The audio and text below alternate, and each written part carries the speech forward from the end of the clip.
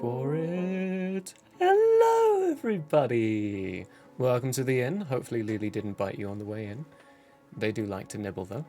So, anyway, we are here for some wonderful tales of Andrea. But before we get into that, we do need to talk about the next week, because we've got some different stuff going on.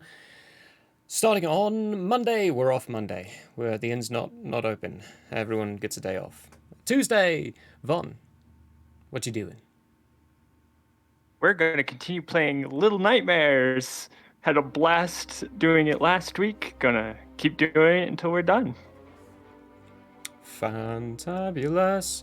And Wednesday, it's Von and myself. We're going to be playing with mutts, because that's where we are. We're mutts. And we're playing Sea of Thieves, because Valheim Zion is too difficult to find, so we gave up and moved to Sea of Thieves for a while. Thursday, we actually are going to have some skeptical raccoons, but it's just going to be the raccoon in the house with a wolf joining him. Michael Howe is going to be joining me for some Keyforge on Thursday. We're going to be starting at 5 and going for a while. We haven't decided how long we're going to go yet. Friday is tea time with Murray. That's me. We're going to be talking about the campaign. I'm still working on a few seats for who's going to be joining me there. We'll go over where the campaign's gone, where everyone's been, general characters, talk about them, kind of do a little... It's a good way of catching up to a degree to the campaign if you haven't been here the entire time. Then Saturday, I think... Oh, tea time. That starts at 5, so come for tea. Saturday, Ethan, are we making your map Saturday? Yes, we are. So we're going to make the map for the horror campaign coming in July. So you want to check that out. Hopefully the players avoid spoilers. So anyway, come join us. Yep, we're going to get that set up because in July there's going to be 2 weeks where this one is gone. So the end's going to look a little different for just 2 weeks while I take a much needed holiday. Aside from that, we've got nothing else really, so let's just kick this into gear, shall we? Let's do it.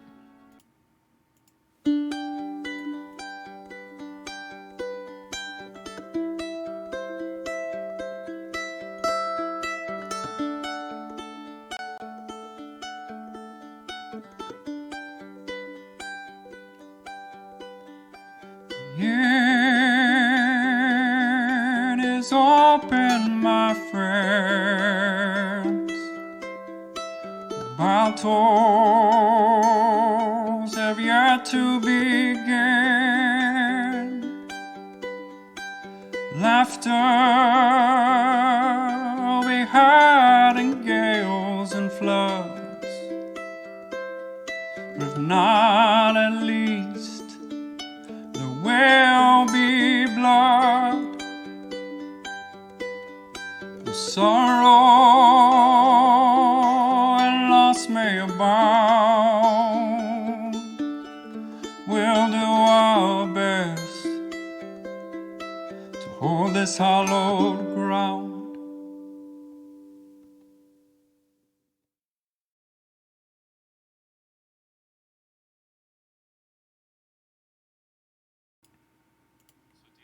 So I can start casting stuff at level 2 or a second level. You should be Is able that to... accurate? We'll talk about that later. We're back. We'll have to cover that in just a second here. Is that alright?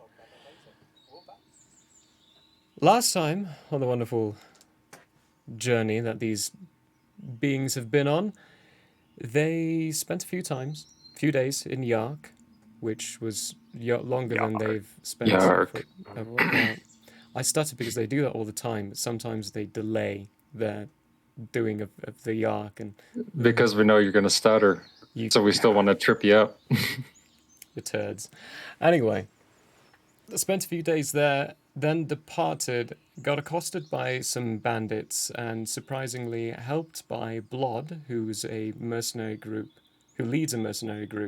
that they met in the town of Yark. Fought them off with some additional assistance of our wonderful Wisp, who is an Air Ganassi from the same land that they came from, having stowed away on a ship that arrived earlier that none of them actually knew travelled from Quayla to Andrea. Wonderful details.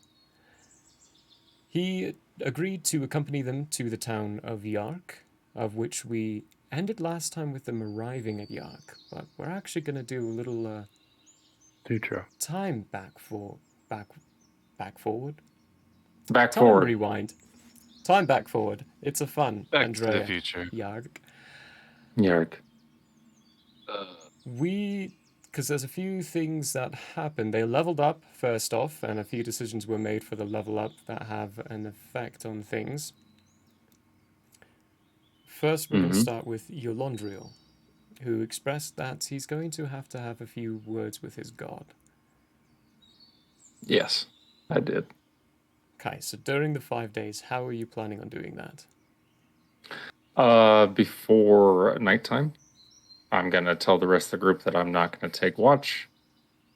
And then before I lay down in bed, I'm just going to say to him, we should probably talk if you've got the time. And then I'm going to take my armor off, lay down, and go to sleep. Okay, give me a religion check. Okay, I'm taking the roll. It fell on the floor. I'm taking the roll. Roll on the table, roll on the tray. If it's on the floor, it doesn't count. Yeah, 4. Oh, I thought. Oh no, that's right. You said the Floor opposite also, last yeah. time. My fault. Okay. What is my religion? Okay. 12. 12. Mm-hmm.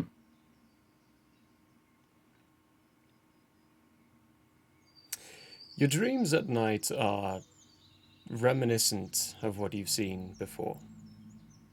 They're almost flashes and remembrances of the visions you've previously had during the time that you've been on this journey. The similar fields and trees, the city itself, and closer towards the end of the journey, that is, with your final dream you have before arriving to Adnutra, you are reminded of the fields that you see, which at this point you're traveling in open fields. It's gone from trees to fields itself. You're reminded of the bodies, the carnage, and the being that loomed ever present over the battlefields.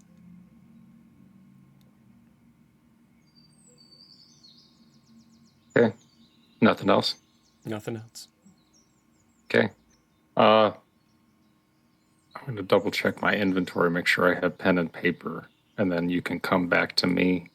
Because what I'm going to do, I don't know if we have the time to stop in that city with the temple. So I'm going to write a letter to whoever is in charge to get word to Emlar if they can. Because I have a plan. Okay. So you can skip me for a bit and then come back once I figure out if I have to ask people for pen and paper. Yep. Sounds good.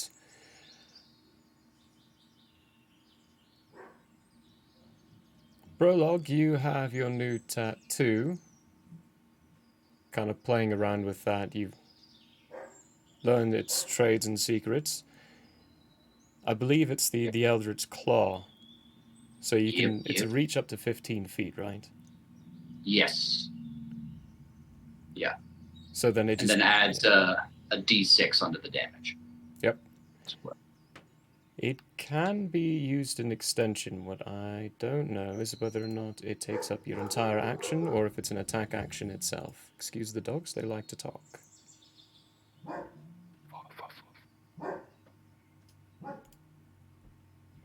You need to go to your inventory and click on that. For some reason, it is not. It's an unarmed strike, so you're not using it in addition to your weapon. So it says your melee attacks with a weapon or unarmed strike. Or an unarmed strike. Good. Okay, I Yeah. missed that bit. Good. Yeah. Yeah. So it would be like a shadowy maw, just like tendrils of darkness that extend out of your weapon, Okay. increasing its range to that 15 feet for that time, or for that use. All right. Oopie. Nice. I do have questions for Wisp along this 5 days, whenever Perfect. that's appropriate. Let's hop into that, actually. What are your Oh. questions for Wisp? Okay. Wisp, you have done a great service for me, getting this magical tattoo. I was wondering, might it be possible for you to teach me how to do so? Sorry, Michael, if I butcher this. Well, I suppose it could be possible to do that, but you would need to have a arcane sense. Do you know how to use the magics? I do not. Well, it's still possible for you to learn. It would take a while to teach you, of course. I Excellent. don't think I would be the best at teaching you or explaining how the processes work. It's more of a natural thing for me. I just come into it myself. You seem to have all the correct words. I'm sure you could do it. Oh, well, for myself, it is more of a feeling I get, a connection with the arcane forces. For others, though, they would be able to...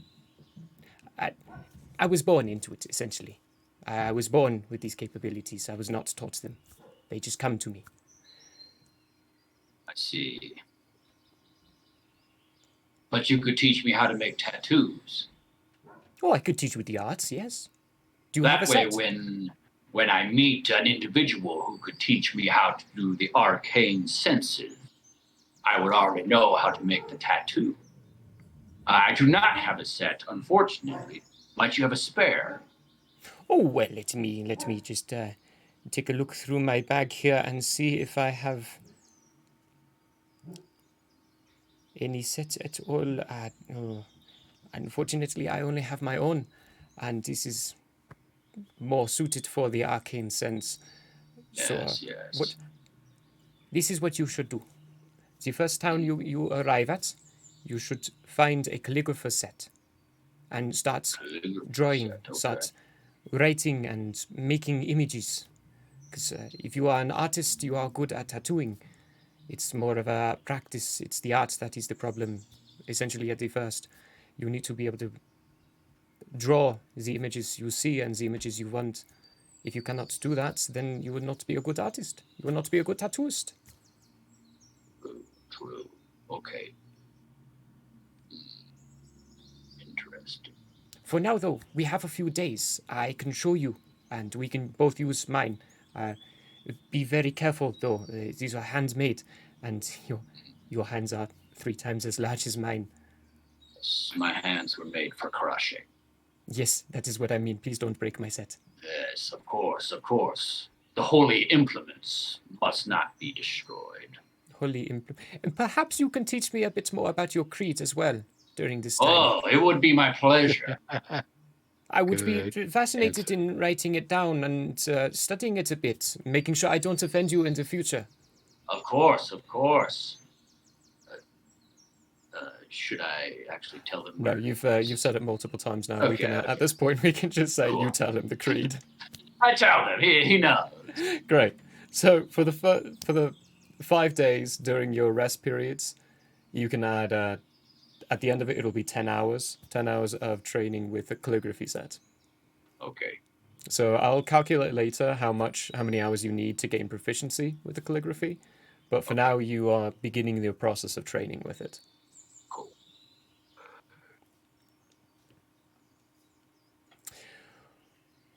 Perfecto. Anubisai, is there anything you've got for the 5 days? No. I'm good. Okay. Then we'll hop over to Paraspidus. We'll save you, Zorai, for last, because we'll talk about that spell differential thing that's going on at that point as well. Paraspidus, you have how many hours you've studied that tome for? I do. I just want to make sure you do as well. I might be off because there was a time that I think I missed. Where are my notes?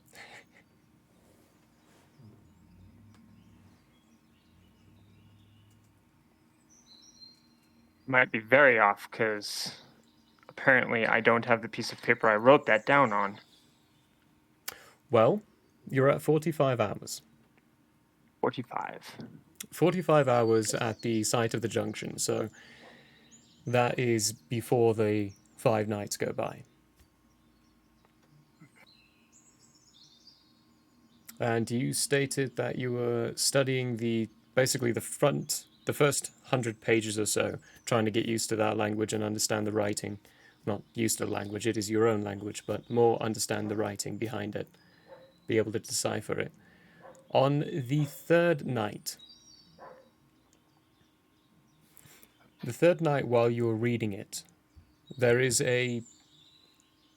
you see a similarity, and you begin to understand the writing. It looks though you've studied certain parts, and most of the pages are of the same type of reference, and as you flip through, it begins making more and more sense. By the end of it, you're able to read the first 100 or so pages. I am going to send that over to you. Mew. Via the lovely Discord. Let's see if that's good. There we go. I'll give you a moment to read through that while we hop over to Zorai. Hello. Hello.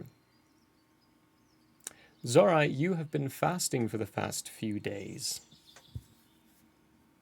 Like a week or so, yeah. Like a week or so. I think. Yep. What are you doing for the 5 days? Keeping myself as usual, and then on the third day, I guess, but when I've learned my new spells, I guess it's just a better question, just so I keep it in tune. That'd be at the beginning, or that'd be like midway? It would depend on how your process behind this is.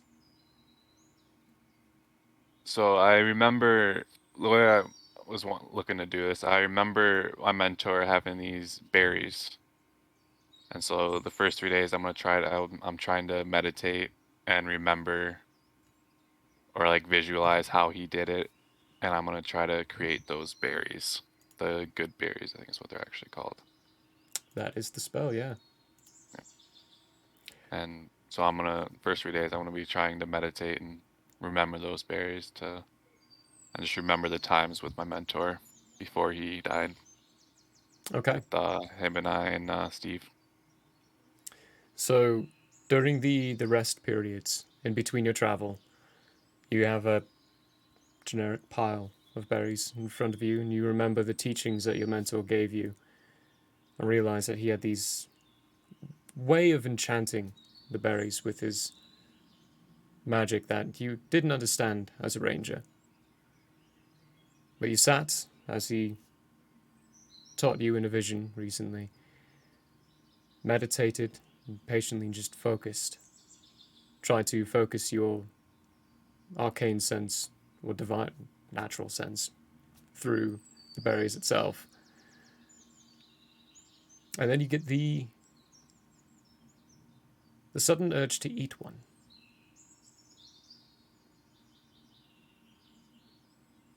Pop it in your mouth. You now have the effects of eating a good berry. Hey, I'm no longer exhausted. Woohoo! You're no longer starving or famished. Yep. I toss one to Steve as well. He gobbles it up, swallows it down and begins softly purring, rubbing up against your knee. That's really all for the most part. And then the next 2 days, I just want to work on. It's kind of just be like a side thing where I'm trying to just teach Steve just like little tricks with the berries. Like just Okay. like tossing him, having him do like flips for one, or just What- typical. Like just think like typical dog stuff. So like sitting. What's the first Yep. trick? First trick, sitting. Sitting? Okay, give me an animal handling check.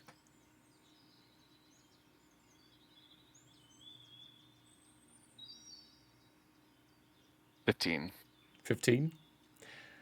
Takes a bit, but on the second day, you communicate the message across to him, and he sits and patiently waits for one of the berries to be tossed to him.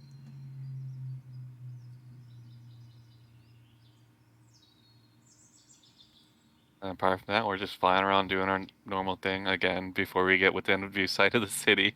I'm coming down, Perfect. making sure to clarify it. As far as the spell slots go, your spell slots, keep in mind you have now multi-classed into Druid. Yeah. So multi-classing is going to have an effect on your spell progression, your spell level progression. So look into what your spell chart and table is going to look like for that. There are specifics behind it and rule sets for it.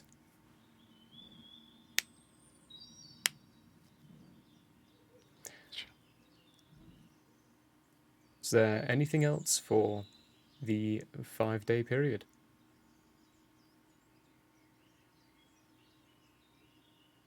No, that's it. Anubis got a sword. Everyone run! Anubis has got a sword! Oh no!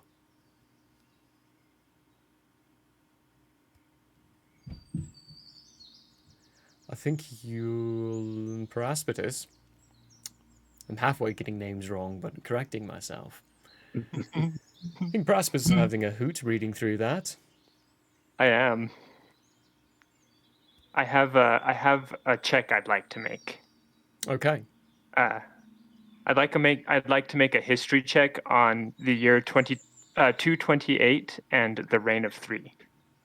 Okay. 2 things. So you will just need to do a check on the 228. The reign of 3 you know to be the current Qualan era. It is the reign Current of the Three Qualan era. Kings. I got a 19. 19. The year 228 was roughly 6 years into the War of Unification.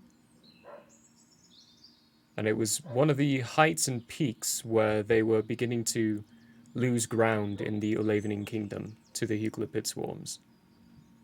Or Heuglipid herds itself.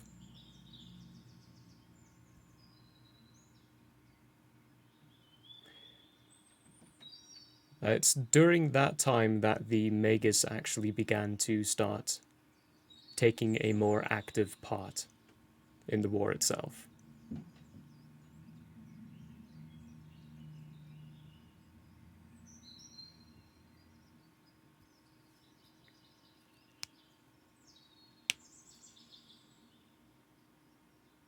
Now, Praspitus, that happened on the 3rd day.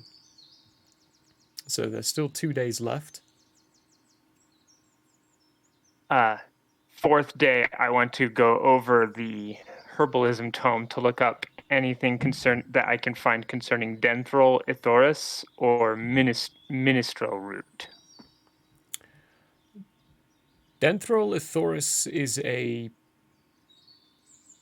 You've studied the tome, the herbal tome enough. You know parts and where to go into it.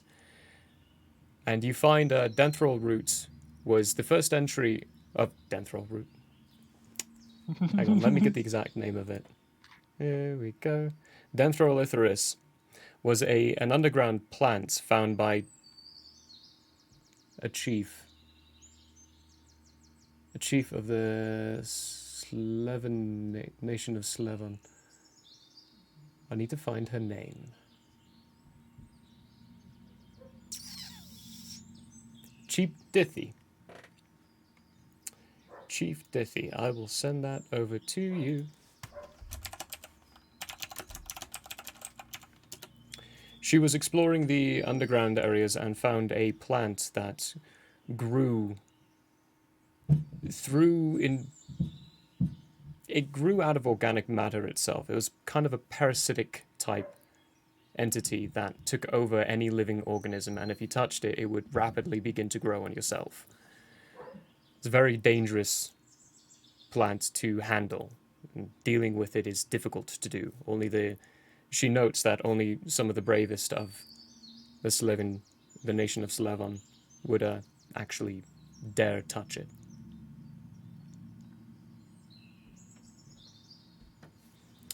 As far as the root goes, ministral root, it's a basic plant.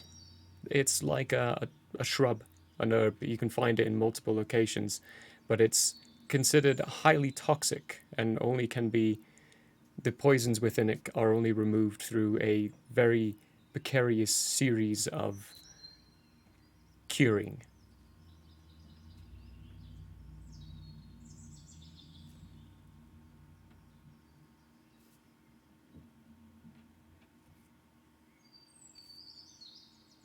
Doesn't take you too long to find all those.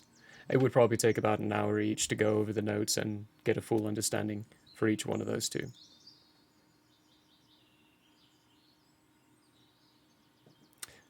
Then on the final day, I think I want to try to remember if about any restricted magics.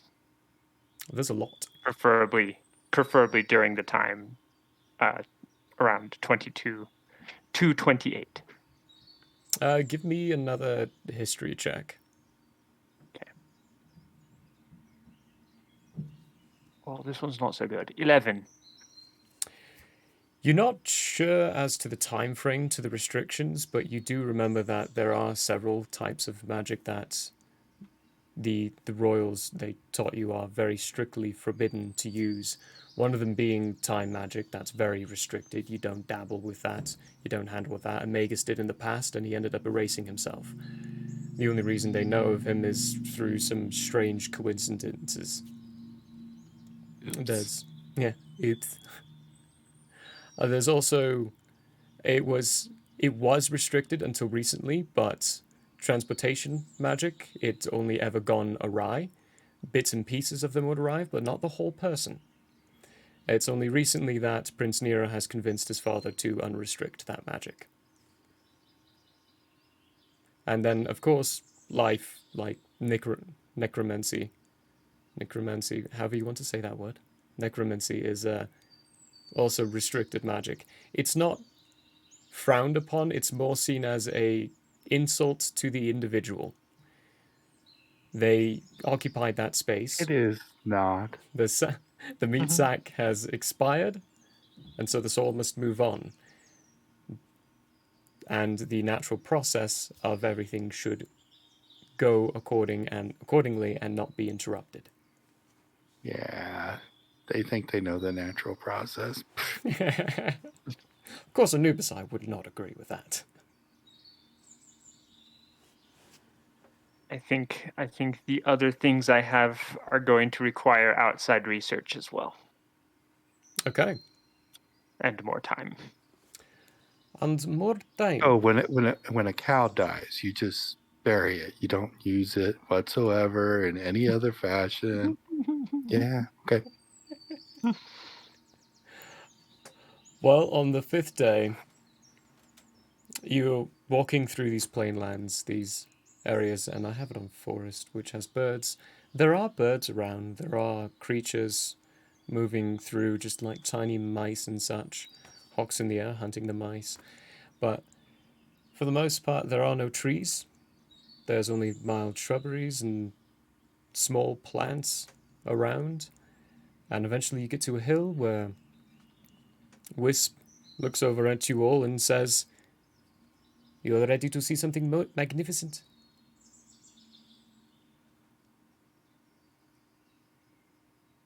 Lead the Is way. it an axe? No, though I suppose you would find that magnificent. You walk over the hill Yeah. and see a city. A very ramshackled city. Many parts of the wall look as though they've been built from whatever they can find or whatever's been brought to them.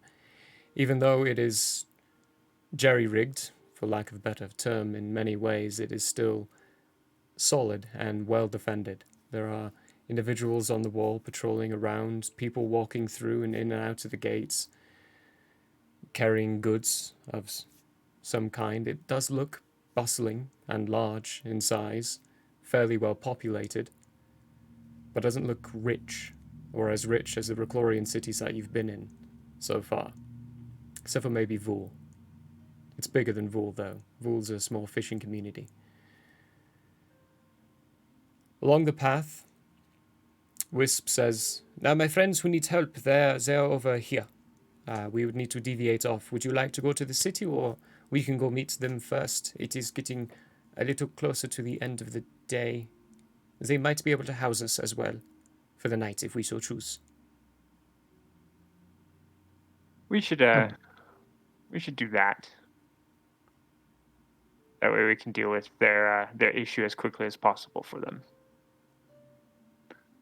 Yeah. Quicker we get it done, better. Very good. They are just down that path. I need to go in and report to my superior and let them know that the package was delivered successfully. I will meet you there when I can. Just follow the path. You can actually see the farmhouse, or just down that way. And from on top of the hill, you can actually see the farmhouse. It looks like just a maybe 5-10 minute walk away. All right. And do we just tell your friend that we're with you? Oh, yes. Just tell them you know Wisp, and I sent them you to assist with the issue at hand. Excellent. Good. And well, off we go.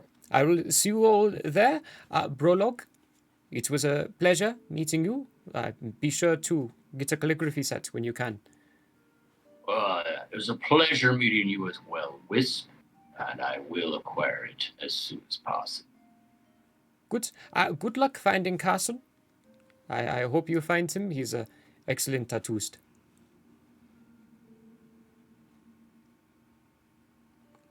And he jaunts his way off, continuing off to Nutra itself. Okay.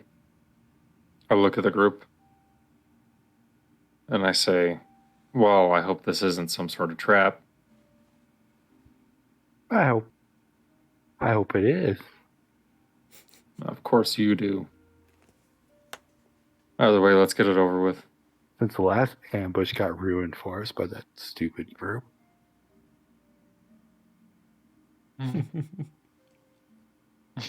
Take off in the direction, leading the way with Steve. And off we go. Yes. Okay. It's not long for you to get to this area. The outside of it has wood fencing along certain areas. It looks as though they're growing different kinds of vegetables and vegetable growths in spots and places. There is also tilled and farmed areas off in the distance. It looks as though this is one of the farmhouses where the people who keep and watch over the crop stay for the time. It's a modest house, small in size, looks perfect for the size of 2 people. Little older, little broken down in some places. Looks like they might need a repair or a fix in the roof, but they just haven't gone around to it just yet. There is light coming from the inside, and it's getting closer to dusk at this point.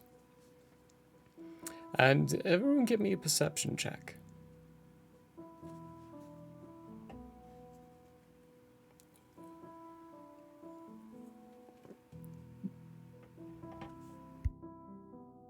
Ooh, nat 20, boys. 24. Last seconds. 24. 15. Might be able to smell whatever this is. You know what? Yeah, probably. Oh, nice. It's good old 4 for me. In that case, natty 20. Natty 20, 2 total. Two of- nat 20s. What? 2 total of 20. Okay. Yeah. 4. That's 4 for your Laundrial. Anubisai, is that a 19? That is a 19. It's a 19, so I was 17. 17. Well, everyone except for your Laundrial. Your Laundrial, you're a little bit more focused on the scenery, the farmlands around, the plants growing. In fact, the sun's setting sooner than it should. Brolog, you smell it first. It smells a little rotten. A little gross. There's a foul stench, but it's not oppressive in any way. And then you hear it. The sharpening of a blade. And as you get closer to the building, you all see at the front, except for you, Andrea, that to the stone front of this building, a stone-skinned troll that looks very familiar sits at the front sharpening his battle axe. He stops. Rollock takes out his axe and his rod. He stops, looks up, knocks a few times on the door he's sitting next to, and then continues sharpening the blade. The door opens and a very old-looking human female, although you've never seen a human before. This being looks like your Laundrial in many ways, but without the tattoos and without the ASMR sense that makes him an ASMR. They're just plain, like a half-elf or an elf, but with no pointed ears. They have normal eyes, like any other being, not like a magus, who have whited or blacked out eyes. And she scrunched over and looks up and... Oh, more visitors. I didn't expect so many people to be coming today. Pray tell, who are you?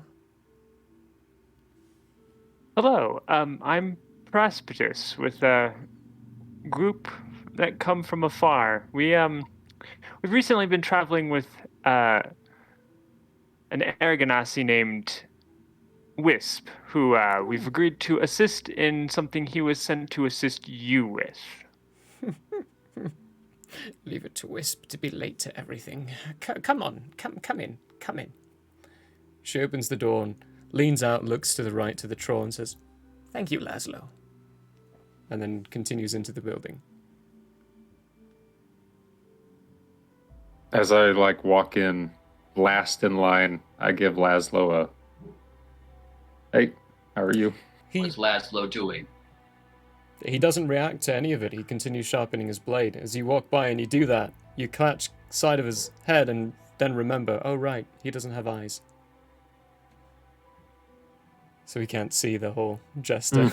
Mm-hmm. He just continues sharpening his battle axe. Rollock attempts to whisper to Persepolis. Okay. I pretend like I'm not embarrassed. And join the rest of the group inside. I'm gonna try and roll perception to see if I see this. Go for it, yeah. I'll Give roll me a a perception. performance. And what's your... What's your 22. roll? Yeah, that beats my performance of 16. So I'm just gonna mumble under my breath, like loud enough that he can hopefully hear it. Idiot. Brolog, what do you say? I'm gonna give him a flat tire as he walks away. As he walks ahead of me and says that I'm quickly slapping down the Flat back heel tire. of his shoe.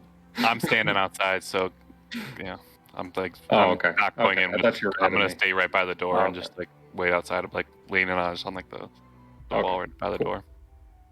Never mind. Would I got you- So if you want to do something with that, go for it. But Brolog, that's what do you out. say? Would you like me to stay outside with this beastie? I take a quick look inside the building. Does it look roomy inside, or would it be wise to keep some of the larger If- folk outside? So first off, you said you're whispering, so give me a stealth check.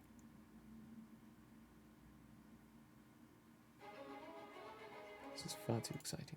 4. 4. I'm gonna Oh, say my whisper? name. I have a name, Zorai. Prologue. It's Zorai. You would also see that as Prologue is whispering this, after you say idiot, and you look up again, you see Laszlo twitch his head and there's a brief pause in his sharpening. Then he just continues. Sharpening the blade, doesn't do anything else from that. Praspidus, when you take a glimpse into the building, it is fairly small, but it still looks roomy enough on the inside. They don't have too many provisions or things occupying the inside of it itself.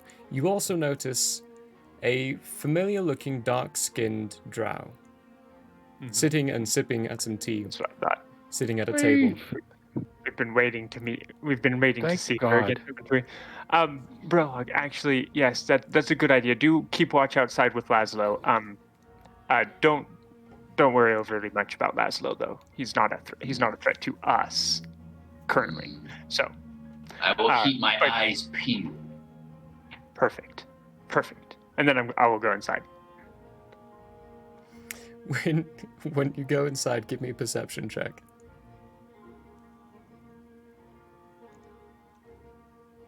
Going inside too. Perfect, thank you. 23.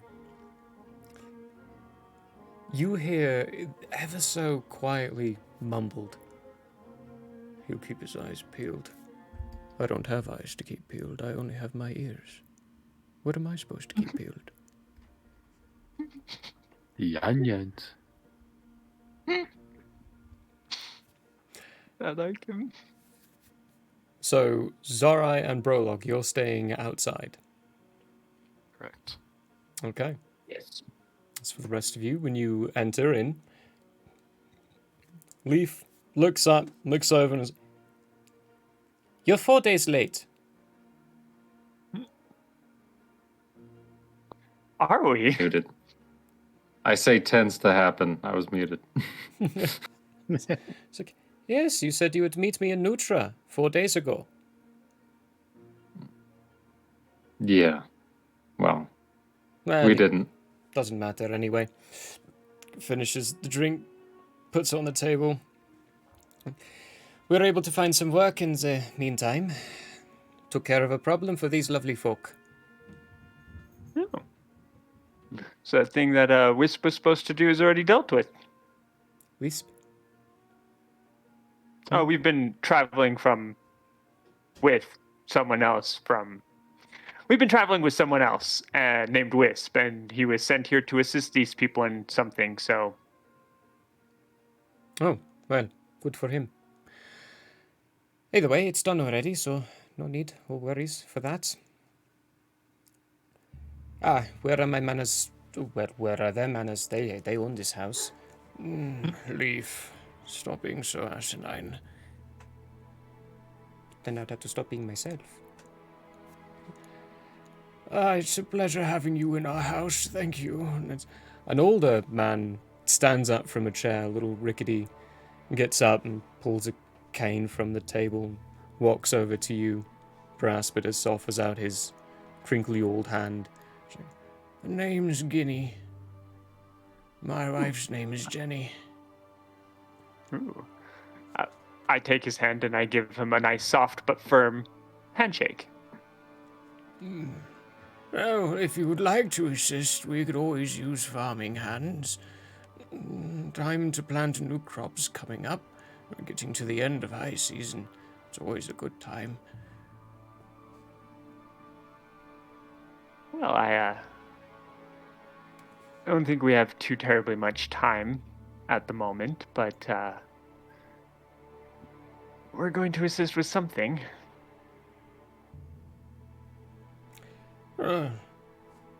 You're more than welcome to stay here. It's a little journey to the town.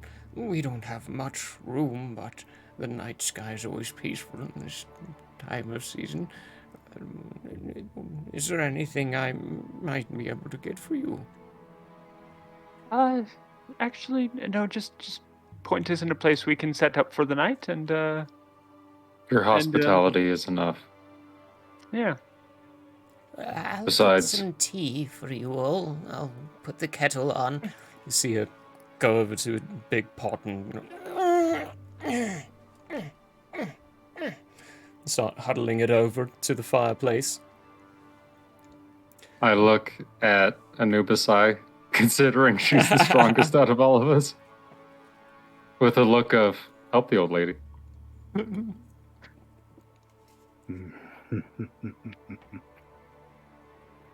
Okay. Oh, I walk over, pick the pot up, put it on the fire, wherever. she graciously lets you, and it's like, oh, thank you, strong being. I'm sorry, I don't want to get it wrong. That's It's best as not to close as assume. anyone's kid. Oh, I apologize. You have to speak up. I'm old and I can only hear one voice at a time.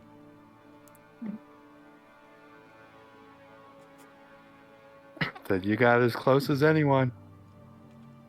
Oh, good. We'll need that, if you don't mind, when the water's boiling, helping me pour as well. That would be very friendly.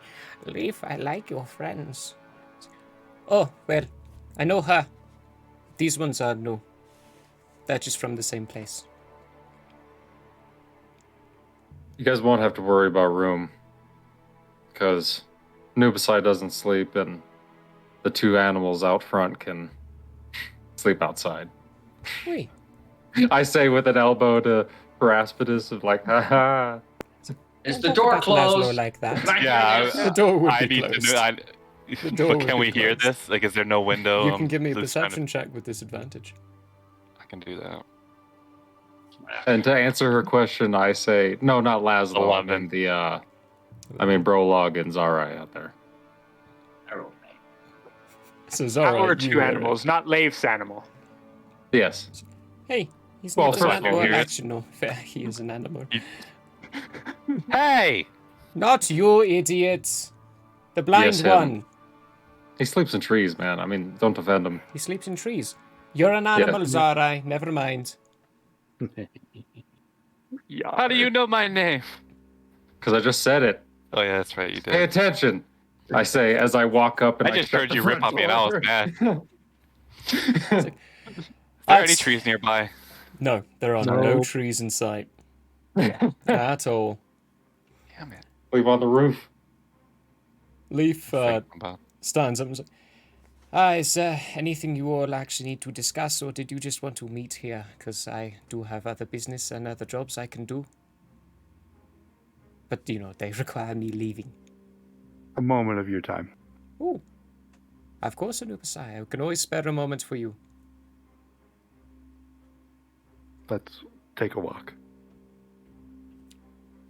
Color me excited. Let's go. You're not going to be. Oh, dear. She opens the door and waits for you to depart first. Delandrio, you'll have to pour the pot. She laughs at that. She's like, ha-ha! Closes the door behind her. As it becomes clear that they're walking off, I attempt once again to whisper to Anubis-I, would you like me to come with you? No need. Do you want me to roll stealth for that? You can, yeah. Roll stealth. He's gonna follow. It's hilarious. It's a Oh 5. no. No, for the whisper. Oh. Yeah, for the whisper. When you whisper that, Laszlo looks up and stands up. And then Leaf looks behind and goes, no, Laszlo, you stay. We don't need you for this. And then he sits down again. And for some reason, even though he doesn't have eyes, his head's fixated on you. That would be you, Brolog, Yeah. yep. Ooh, oh, okay. Cool. Brolok does not follow them. Keeps his eyes peeled for danger, including Laszlo. Laszlo very aggressively sharpens his battle axe, while doing his best to keep pointed your direction. I'm gonna turn to Paraspidus, and I'm gonna ask him if he has paper and a writing utensil some sort. I will delve into my bag of holding to take a look. Okay. While you do that, Okay. we're going to hop over to Nubisai and leave. Okay. So you have questions for me? Nope. No questions. I like that even better. Just information. Nope. No information. Oh dear. Oh no. I take out my ring of sending. And I send, I am giving the ring to Leaf. I am done with this task. And then I hand her the ring. She looks at it. I don't want this. Why would I want to? It's yours. It's your mother. Did she tell you to give this to me? What? No. But I'm done with trying to find you or convince you to go anywhere. So you may have it. You may talk to her. You may not talk to her. You can throw the ring away. I don't know. Don't care. And I turn around and go back to the house. Okay.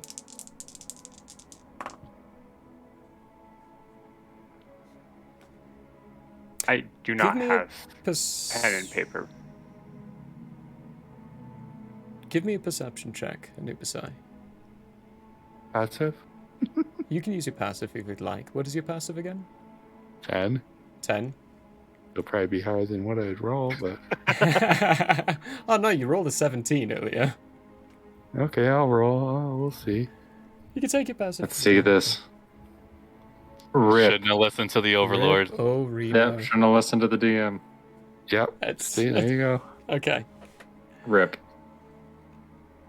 Well, that wouldn't have taken too long, so I can actually give Brolog and Zarai perceptions as well, because they would still be within sight. And seeing as you're keeping, probably actually just Brolog. Zarai, you didn't specify that you're watching them. Brolog did, so Brolog, give me a perception check. Just 16. straight roll. No, okay. You don't hear what they're talking about, but you see Anubisai hand something over to Leaf. Leaf is looking at it while Anubisai walks away, and then you see her hand tilt and drop it on the ground. And then she turns and follows Anubisai. Do they go back into the building? I do. Does Leaf go back in the building? She gets to the front of the building, looks at Zarai, and says, I encountered one of your kind the other day. She was... Hold up. Oh. You say she? Ding, ding, ding, ding. Yes, Ding, ding, ding, I ding, ding, said ding, ding, ding, ding, ding. she. And my Oh, kind? you're one of those people. Yeah. You might meet her in the future. If you ever run into Blood and his crew, ask for Efiri. Spell that for me. Afiri, A-F-A-E-R-I? Afhiri.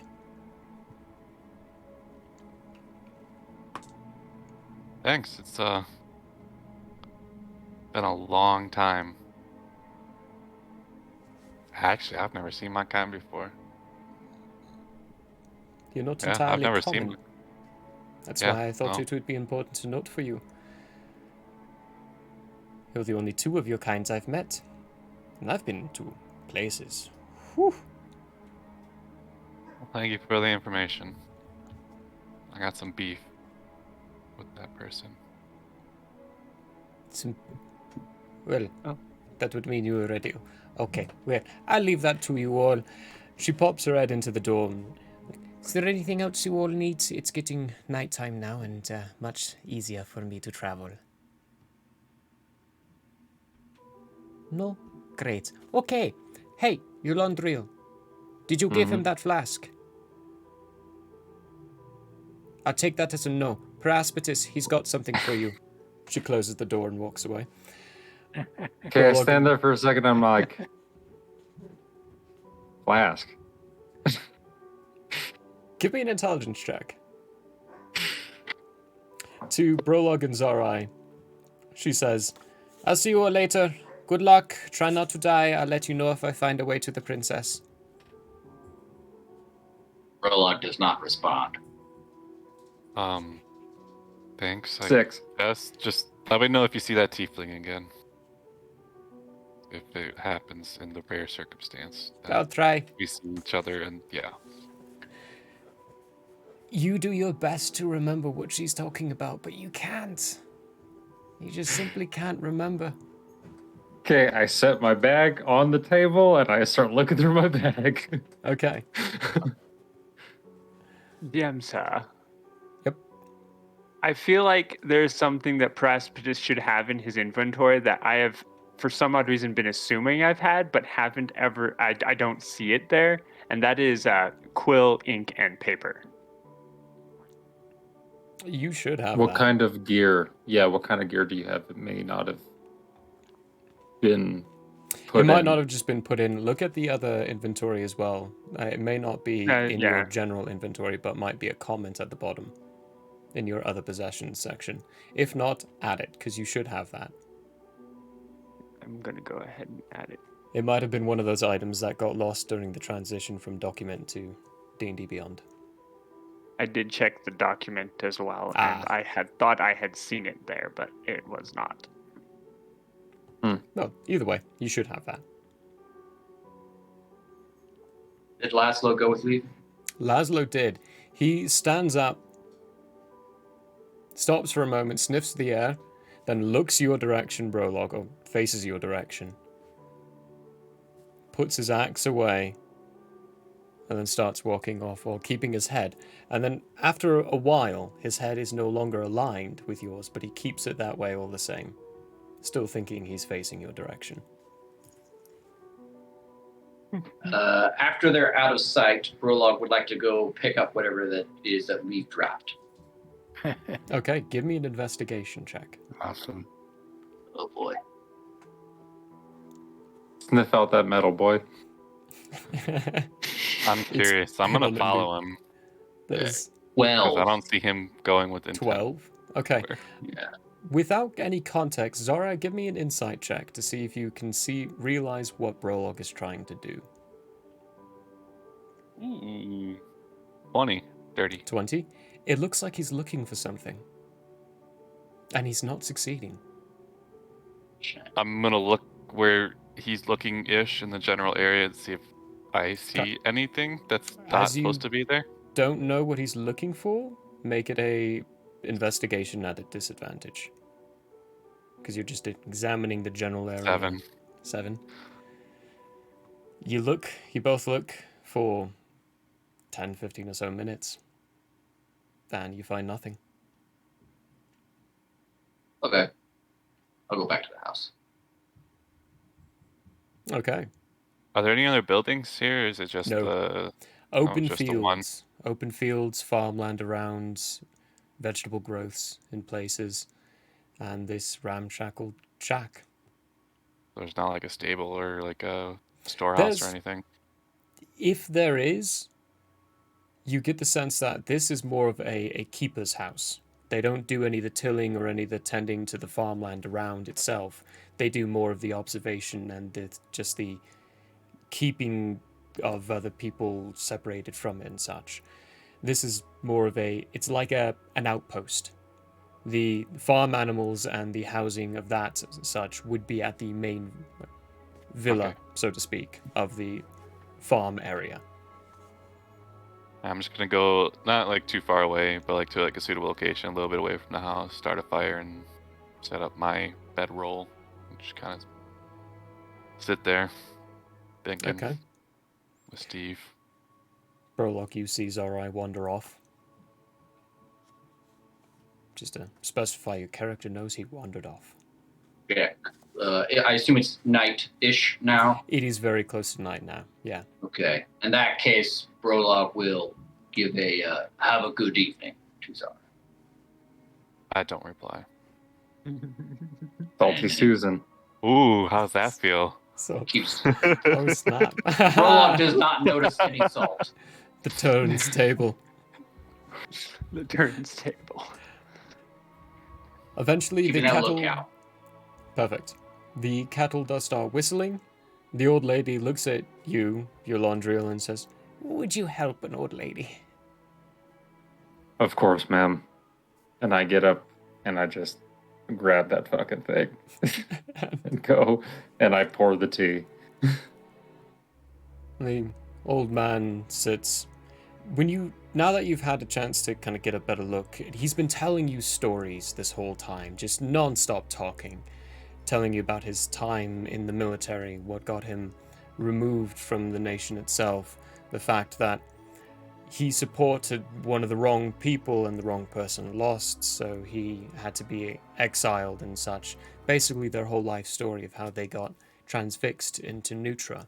Through the time you realize, or from what he says, and when Jenny starts also chiming in, they tell you that what Nutra is. It's a city of rejects. It's the city of the people that neither nation wants. Those should fit right in. coming from Recloria are usually disfigured. They example to you that the innkeeper, whose name I have it down here somewhere. Where did I do with his name? Dant. The innkeeper Dant, he's missing his left arm. He lost it in a mining accident. And after that, Recloria said, we don't have any use for you anymore, and removed him from the nation. A few others, one of the bartenders, Vala, she is a human, much like themselves, but she dealt in the smuggling pens and was exiled for criminal actions from Lebon. There's Nick Dars, who's the guard captain. He mans the walls and makes sure that they have enough volunteers for their basic militia group that defends the city itself.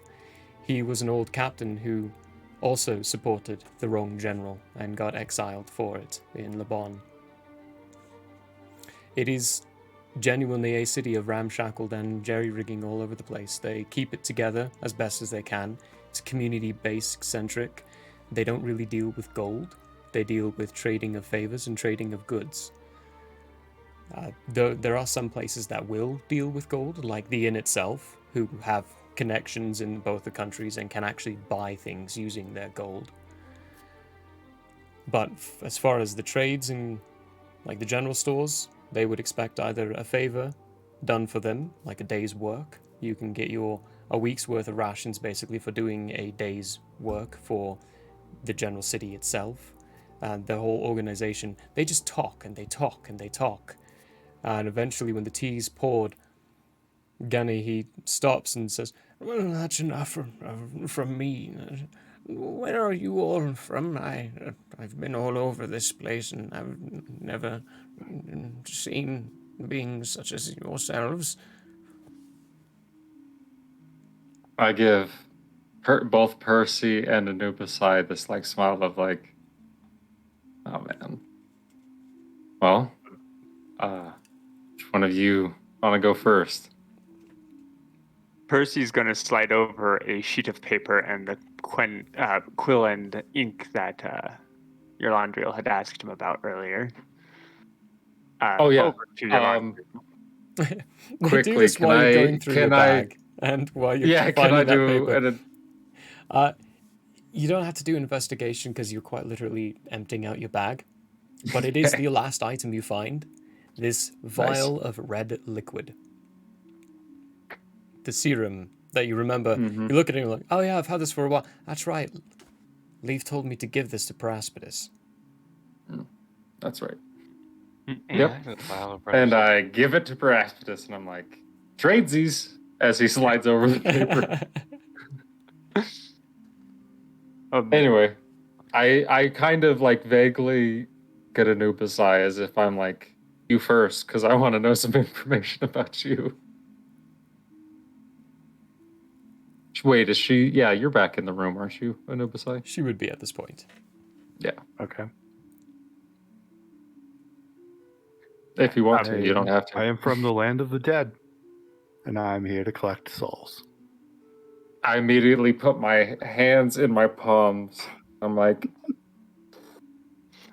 sorry, She's got quite the sense of humor. Isn't that right, Percy? I say with this look of like, Oh, I was a little worried there for a moment, not going to lie. Collect souls. We're both very old. Our souls are almost ripe to be collected. But we would prefer not to be taken. Oh dear. fucking Jesus, just pulls out a sword. Shing! Just 2 times her size. Yeah. Avatar is just... Yeah, I'm gonna say like very quickly. Well, Peraspidus, while I quickly write this note, if you want to go first, and then I'll tell some tales, and I start writing the note. While kind of toying with that bottle that he was just given, Percy's gonna sit there. So, how much has Leaf told you about where she's from? She's told us nothing about where she's from. Of course, we don't really care to question those things. This community accepts everyone. All rejects find home here.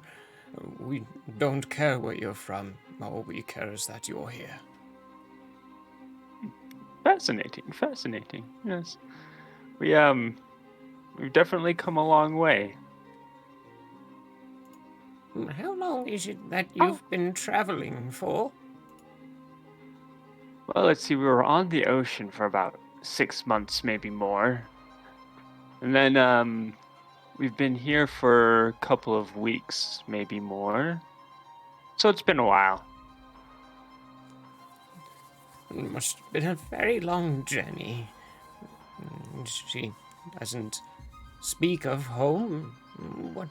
I'm always a traveling person and I've been curious, but of course you won't have to tell us about where you're from.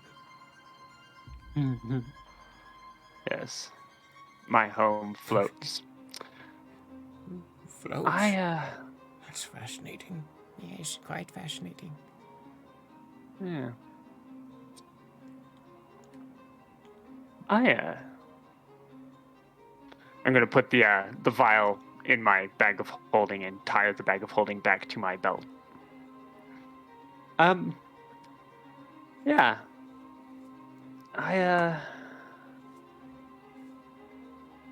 I dream of going back sometime, but for now, the journey has led us here. Well, it's a good place to be led. You won't find any hostility here. We work for each other. Of course, where are you heading to, and where have you come from? Well, we've recently marched our way through Recloria from the ocean city of Danira. And now we're going to be making our way up towards the LeBlanc side of things. Thinking of going to Lithrum. Lithrum. Fun city. Sailor city. They're all very rowdy. Well, you've come at a good time. LeBron's been more accepting of people as of late. Ever since General Latog's come into power, they've had a growth of different kinds of people. They've been less intolerant. It's been interesting to see. It's a pity that wasn't happening during our time in the city. Of course, we can't go back anymore, nor should we, or will we. Seems like you're pretty set here anyway. Go what you need. Why bother going back? Well, help yourself to any places. I'm going to retire for the night. There's a kettle and there's some rations and a drawer over there. If you all need, we will perhaps see you in the morning. Thank you again, both of you. We live to serve. Blessings upon you. And you. And they both When they leave, They- Percy's going to... scuttle to their corner in the small Click, house. shuffle, shuffle. Shuffle, shuffle. Click, shuffle, shuffle. But they scuttle their way to their corner in the house, and you see that there are no other rooms. It is one big, just a house itself. And they draw a curtain around their bed for some privacy.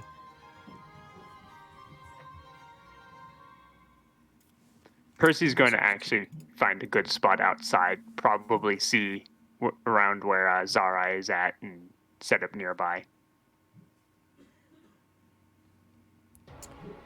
Yeah, He's- I'm gonna go outside as well. Okay. Your laundry will How I'm gonna hang out inside because it oddly reminds me of home. Because they're two old humans, and I'm slightly more comfortable inside right now. Besides, if anything happens, I'm killing whatever's gonna plan on hurting these two old people. That's for sure. Percy, how close are you getting? Probably just within eyesight. You're easy to find. A fire with no No, proper I'm not trying to cover. hide. I'm just I'm just Keeping the privacy.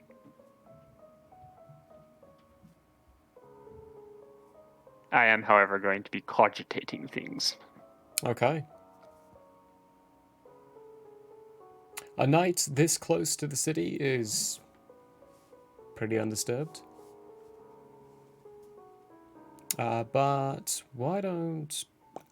Is there anyone staying up during the night? I'm probably gonna like. do this thing. I'm gonna try and get the full rest, but I'm gonna stay up and then wake up early. You know what I mean? I'm trying to still get the full rest. I'm not like staying up like super late, but I'm Okay. definitely waking up So super you're early. staying you up know? at the very least for like the first watch. So to speak. So to speak. So to speak. Yeah. Yeah, like roughly. I'm not really watching though. No, You know, I'm gonna you know. do like We're the playing third it watch. loose. Yeah, I'm gonna do kind of like the third watch kind of thing where I'm up before everyone else, or at least most everyone else. Okay. Brolog, you're trying to stay up, or are your intentions? Brolog will like to stay up for the first and second watches and then go to sleep. Okay. Keep in mind, that would be a short rest instead of a long rest, which would mean that Right. at the end, or during that next day, you would be traveling with a level of exhaustion. Oh, that's You need a long Oh, rest for Jesus. those periods to not travel with exhaustion, or not to not gain exhaustion. You've not had a long rest in over a day almost at this point. okay. Fine. I will stay up just the first watch then. In that case. Okay. So those who are staying up, oh, and he's your laundry was dissipated, but Nope. not as important. I'm right here. Sorry. Ah. My dog was scritching. So Those who are going to be awake for the first part of it, you can give me some perception checks. Your laundry, if you're not really paying attention, you can do it at disadvantage. yeah, I'm gonna do mine at this because I am thinking that ain't bad. You That best ain't bad believe for a I'm disadvantage smelling. roll. No, 16. 16? 16 with disadvantage. Okay. And Brolog, what was yours? 6. And that's Six. with advantage. Oh dear. Nubasai? 8. 8. Okay. Oh, it's good because nothing happens. Zorai. Give me a Just thinking it con check to see if you wake up early. Because no one's waking you up for this. And Steve's going to be sleeping as well. 15. 15? You do manage to. You tap into your druidic senses, your newly founded druidic senses, and wake up at the appropriate time. I'm gonna meditate for a few minutes, like 5-10, and then just kind of wander around, like keeping the shack or whatever the building is in sight, but just kind of wandering around the area. Okay. Good, No good. one was up for technically second watch, right? Yep. Oh yeah. So I want to do something during that period. Perfect. What would you like to do? Brola goes to This- sleep this lady. near Percy. Okay. Where Brola sleeps. And just curiosity's getting the best of me. I'm gonna walk over to where me and Leaf were and look down to see if she discarded the ring. Give me a perception check. Or investigation. It would be investigation. Either or is the same. It's terrible. Yeah. You know where she was landing, so I would say with advantage. Now that it's Good. Yeah, good. Okay, with advantage? Okay. Don't worry, it can go lower. Oh, Oh, you did the same. That is brutal. Guys, she just dropped the ring. It's You fine. can't. Yeah, but we probably stomped it in. Yeah, you cannot Yep. find this Morlog and I small were out ring there, in so I got the extra stomped. grass. No problem. Okay, that's it. Right. It landed perfectly, like circle like that, and then Brolog just steps on it to where it's And like it gets permanently just buried under the in. ground now. Yeah, It's gone. Fossilize. Yeah, magical ring fossilizes. Interesting. Fossilizes. Yes, metal turns to stone. What alchemy is this, Brolog? That's Laxodon alchemy right there. All right. Quick reference here. Praspidus. What are you doing for your nights? You've been studying the book for a couple of hours in the night before going to sleep. Are you continuing to do that process? Questions that need answering before I keep going on with the tome.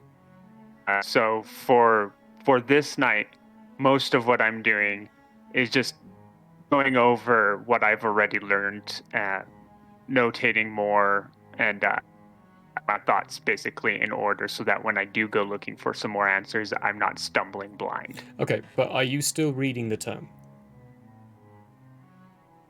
Like, are you still going Yes, through but the portions?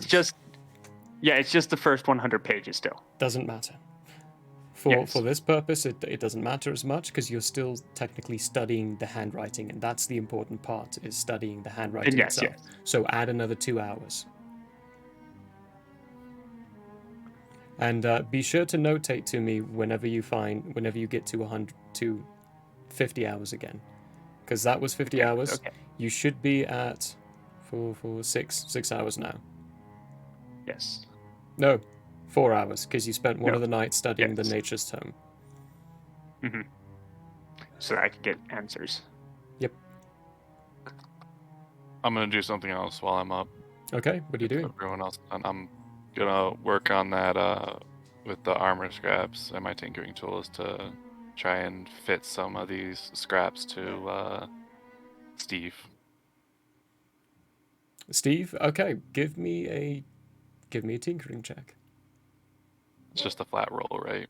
Just a flat roll. You're Ooh, not that's not proficient with the good. tools. That's a 3. While you're trying to fiddle with some of the scraps, you accidentally tear through the only piece that looks like it would be large enough to fit over his chest. You've managed to damage more of the scrap. So you might not have enough to outfit him with an armor suit that he can fly with anymore. Just gonna get pissed and throw the rest of the scraps to the side, and then check on the ears that have been dry on his back for the last 10 days, something like that.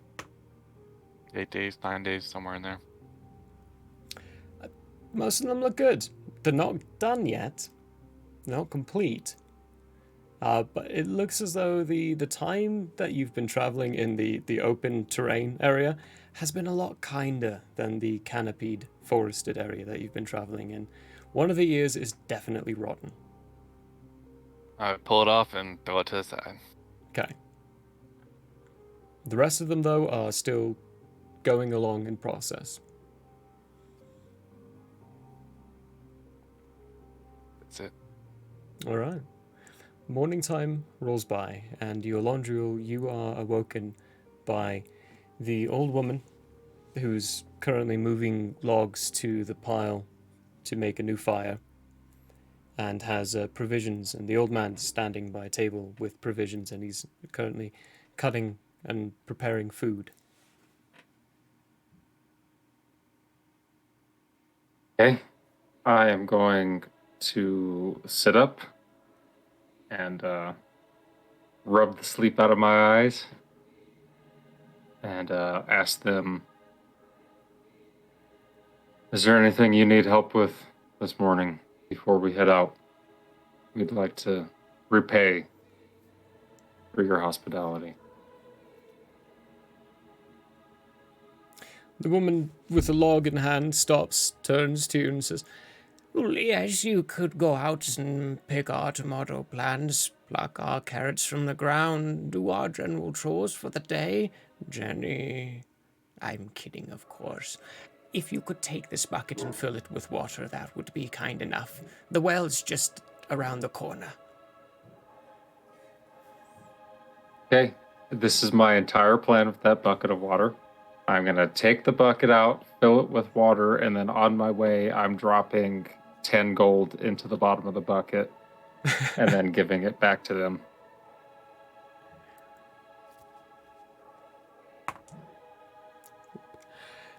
she takes the bucket and is like, thank you very much, then pours it straight into the kettle. You hear a ching, ching, ching, ching. I go, shit. Shit. Sorry. What was...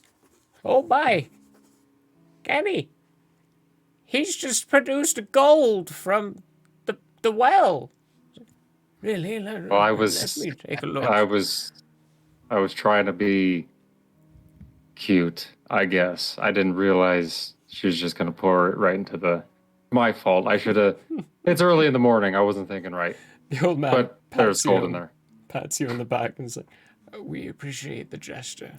We'll be sure the gold gets to those who have use of it. We don't have to buy anything. The town provides for all of our needs. Yeah, but that doesn't mean you can't use it to That is fix fair. the place up, make it better. That's true, for you. actually. That's Not true. because the town wants it. We'll do what we can.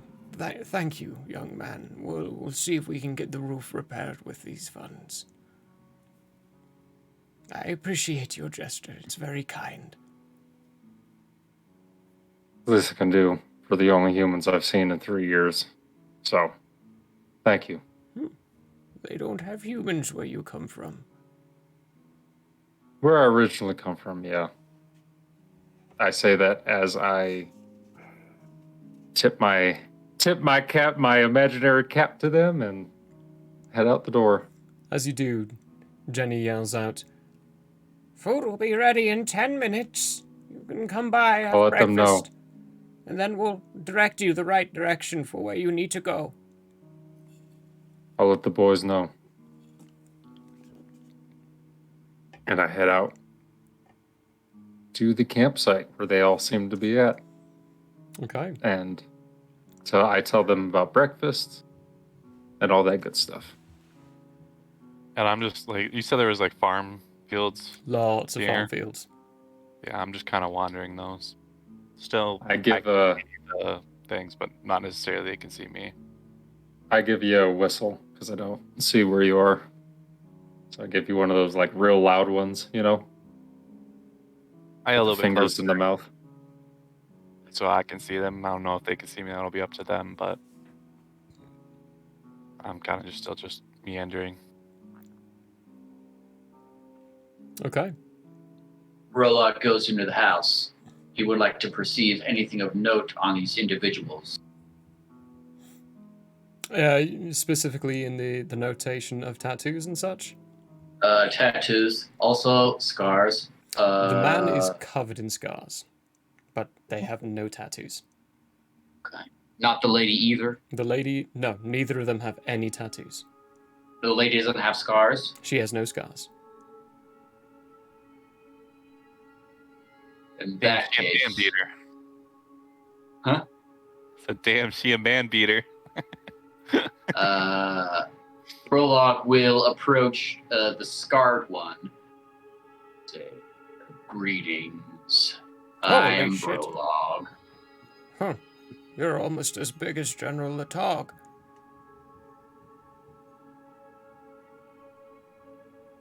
That is of mostly no interest, but okay. He says mostly because if he meets him, then it will be of interest. You have many scars, friend. Were they well earned? Oh, well, this one I got from a Howe the other day when I accidentally hit my arm instead. But given your stature and the way you look, I don't think those are the ones you want to hear about. Let me tell you Quite about right. these ones. He has a little difficulty getting his hands, but it looks like he's trying to pull his shirt up slowly, a little bit, and turns his back your direction. You see a series of lines. Some parallel, some diagonal, mismatched, several different directions. All scarring, deeply scarring his back. He lowers it down. Those I earned for supporting the wrong people. Before being released of my charge, I was flogged in the streets of War, and then escorted out of the city and thrown to Nutra. I still believe in the people I supported, but it cost me everything at the time. Do I have to roll? Prologue is confused some by the interpretation of this story and says, did you kill those who flogged you? No, I had no weapons of any kind. I had no armor of any kind. I had no way of offensive oppression, and I was in chains. Would you like me to kill them? Do I have to roll a perception to see if I saw those? You are pretty far from the house if you went to where they camped. I thought we were all might... back inside. That's why I was talking to... No, that was you were inside, then you left to go find them, then Brolock came back in. Oh, that's the only one who came back in? Nobody else did? I thought we all No one walked else back in. specified that they went back in. Oh, okay. At that time. No one else specified. Okay. Then I did not. Okay. Okay, I was confused. Continue. Cool. As amusing as I think it would be, I don't know their names. The one who does the act itself is unnamed for specific reasons. However, it was General Latog and the king who dictated the order that those who betrayed the crown should be flogged before excommunicated, or exiled. Technically excommunicated, too. Excommunicado. Interesting. Well, you have given us excellent hospitality. If I come across them, I will be sure to take note of any opportunities that may arise. Would you mind giving me their names again? There comes a giggle from Jenny as she's putting food on plates. She says, Young man, you would not be able to take either of them on with their hands tied behind their back. But I would pay to see that. Not that I want to see you hurt. Food's ready. Their names? It would be General Latog, though at the time I knew him as Tagorin. And then the king. King Lee. Ooh, King Lee. king of Laban. Ah, I see. Very good. I will remember. Grillock will then eat the food without saying anything else. Yeah, we return to the house. And I let your Laundrill know that I'm not too worried about Zara. He seems to have figured out how to handle his own food situation for now. Zara, you do see them head to the house and enter in. And Leaf does, or not Leaf. Wow. I'm getting NPC names mixed up now. Steve. Steve does perk up his nose and send images of the smell of delightful food. I try to convey to him, you can have good berries, or you can have rations. He We're looks staying at away from that for now. you, then he looks at them, then he looks at you. Give me a persuasion check.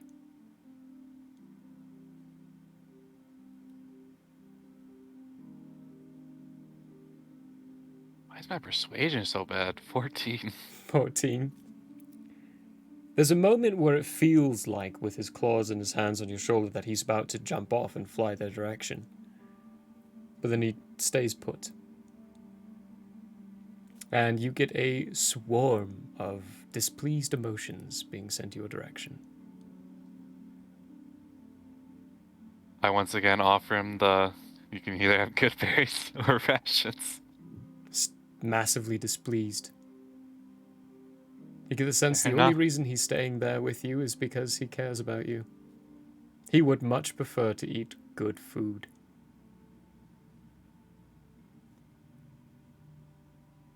Okay, do I notice that Zarai's not walking our direction as we walk up? Anubisai, are you heading to the building as well? No, Or what are you doing? I'm gonna just stay outside. Okay. Close to the door, but just stay outside. Close enough to hear whatever conversation happens on the inside. Yeah.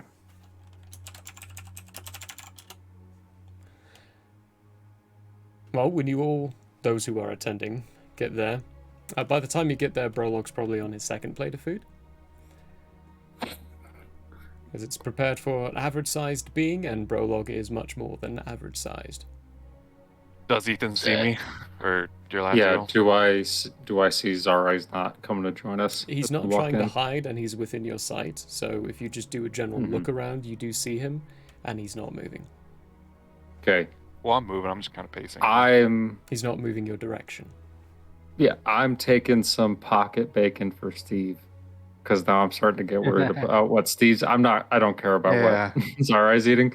But I do care about what Steve's eating. So I'm going to take some bacon or whatever meat, whatever breakfast meat that they've got prepared for us today. If it's sausage, I'll take some sausage. I will note to everyone that Yolandriel does not watch Critical Role, so he does not know how funny that is to us Critical Role fans. I have seen enough Critical Role, but I don't know the reference. That is just natural from my heart. That's a big one. Yeah, that's hilarious. That's a pretty big one. But yeah, okay, cool, yeah. I'm gonna get to that part and die laughing. As you eat your provisions that they give you, they go on and tell you a few more stories and such about their time in War, the city in Laban that they came from. Eventually it gets to the point where your plates are emptied. There is a sort of sack put in front, and Jenny says, "A few provisions for your road. I don't know if you're heading to Nutra. I got the sense that you weren't, but seeing as you stayed here for the night. But this should help. It'll only be a few days for your party size. Do the other two eat?" Anubisai doesn't. Zarai's just kind of in a mood. So he'll eat eventually. I think he's figured out something for himself. But Or he's in the process of figuring out something. But aren't we all? I say. Yeah. With a big smile on my true, face. Gani says as he lifts his glass and drinks from it. Brolog assumes this was directed towards him and says to Yolanda, I am learning how to make tattoos. See? Case in point. Am I not right? All of us going on our own perspective journeys. Except for Nubisai, of course, but... Is there any wildlife outside that I can see? Give me a perception check. I don't want to use that dice. It's been treating me bad today. 1 second. Sorry.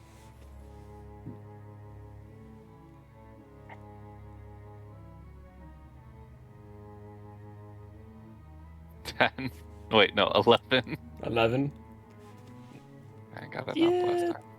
You see, like, general insect life, a couple of field birds, maybe a snake or two, a bunny with a horn. Nothing serious. I'm gonna attempt to shoot the bunny with the horn. Single horn. You're gonna try to do what?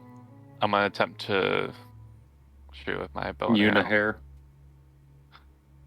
I'm gonna attempt to hunt. I'm gonna attempt to hunt the unihair. The unihair. All right, give me an attack roll.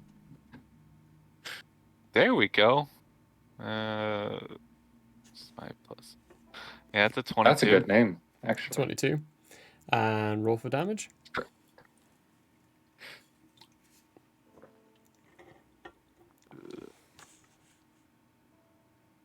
Yeah, wait, no, that's the wrong thing. It's 23. It's 1d8 plus 3. There it is. 7. 7. Wait. 8. 8. I'm still getting used to my numbers. I have Ooh, all my old numbers memorized. Some good zaw. It's some good zaw. pelagonal too. Look at that pizza. It's pelagonal. Look at the angles on that. You pull an arrow out, take aim at this unicorned hair, fire. The arrow whizzes through the air, slams against its side. Blood begins to trickle down from it. As it flinches, looks your direction and goes, and then immediately digs down underneath, out of your sight.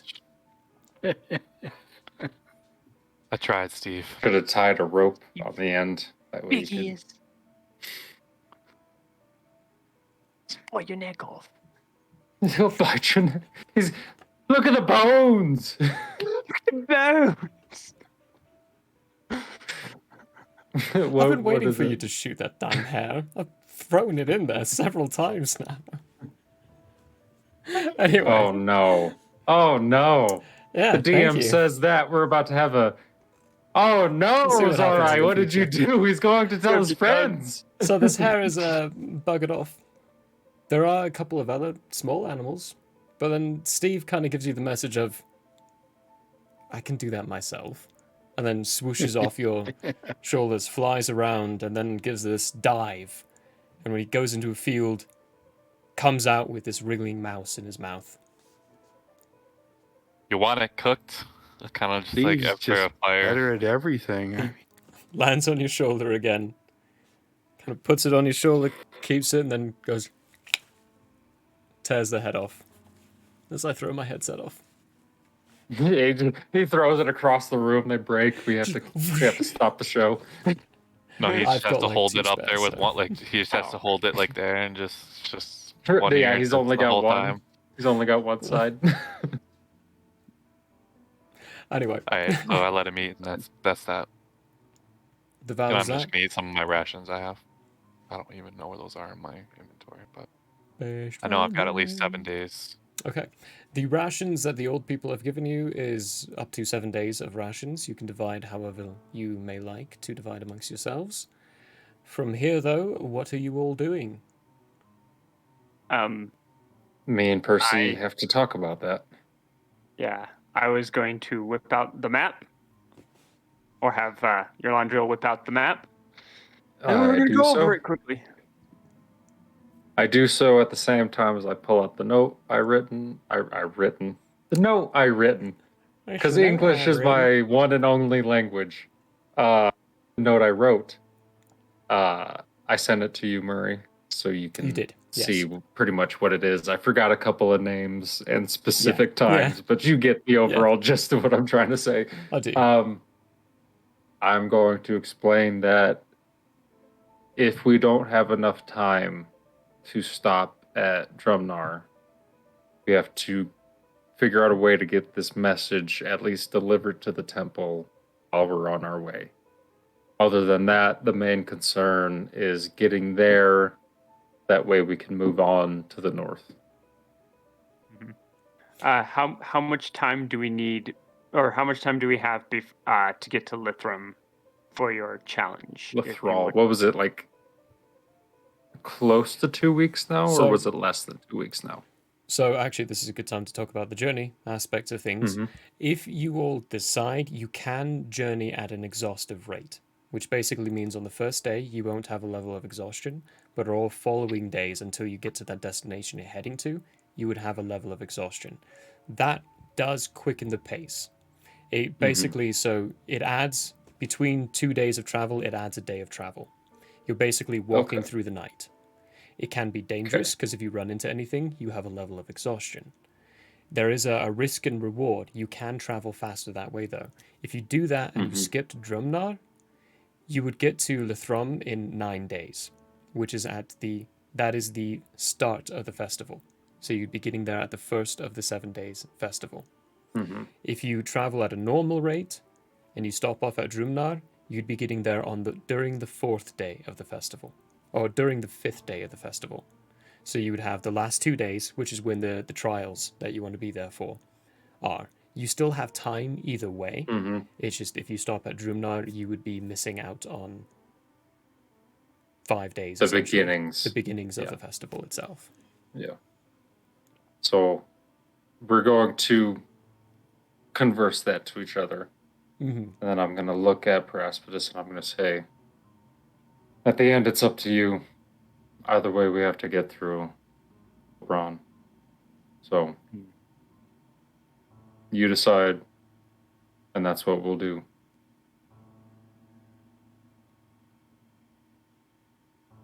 And you do need that message to get to Drumnar at the least. Well, it's probably not going to help us, but I might as well try. Would it help us to be there in person? It might, but it also might not. But if we only need to be at the festival for the last couple of days of it, the less amount of time we spend in one city specifically at a time, the better. That's what I've been noticing since we got here. Yeah. So we skip Nutra. Yeah. Go straight to Drumnar. Deliver the message. Leave. And go to Lithrum. Get done with the trials, and then leave there too. Hopefully it works out. I'm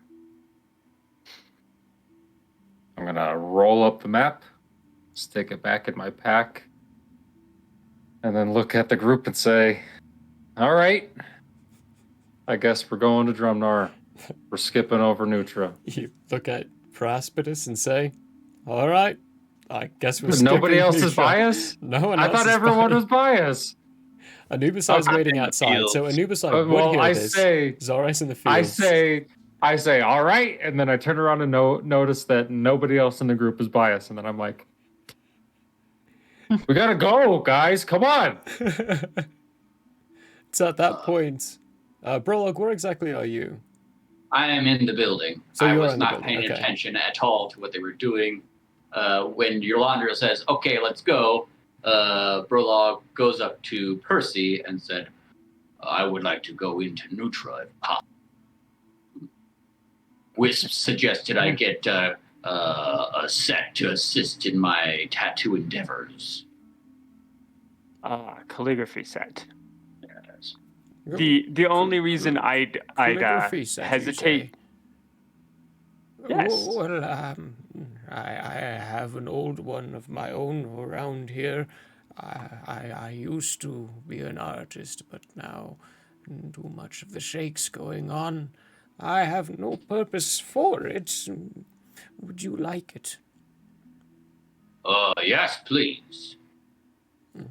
Good. It would help us out quite a bit. Wait, did she follow them outside? Still They're inside. not we're outside, still they're in the still building. inside. They never left. Oh, no, He- no, okay. He starts going through some drawers and like, Now, where did I put that?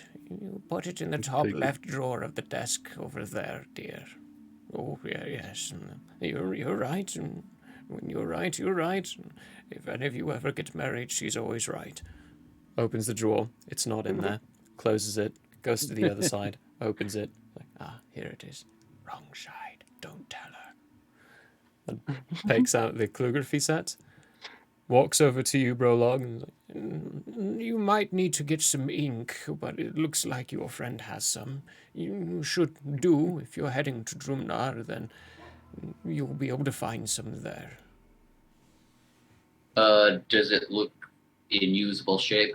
it is. It's old. The wood's cracked in places. Some of the set bits might need a little tender, loving care, but it is usable. Cool. Man, It's if got only someone in the character. party knew mending. Brolog gives the old man 50 gold. Hey, I have. Oh, As the party does. He looks As at party does. the pile of gold in his hands. I seriously have no use for this, but thank you very much. I appreciate the gesture. oh man, you're You lucky have I'm not there, man. absolutely no idea how much this means to him. So Well, use what you can. Do what, with it what you will. what it's was yours. what was your name, large beast, person? Brolog. Brolog. He kind of cradles. Some of the coins fall onto the ground, chinking around. This music is far too exciting. Chinking out to the Yeah, ground it's a exciting for him. He just got 60 Yes. gold in 2 hours. He offers out one of his hands, and you see this is basically the first sense you get the sense that he used to be a military man, because he's not offering his hand out for a handshake. He's offering it out for a hearty, like, forearm shake. Perfect. Like there's a bit of a military bravado behind him. Suddenly re-energized. Brolog gives as much strength to the shake as seems healthy for the individual. Okay, Strength check. good specification. No strength check because of the specification. Yeah. He grabs hold and it feels like he gives a nice hearty bit back, but then eventually goes, "Oh no, that's a bit too much now," and then pulls away.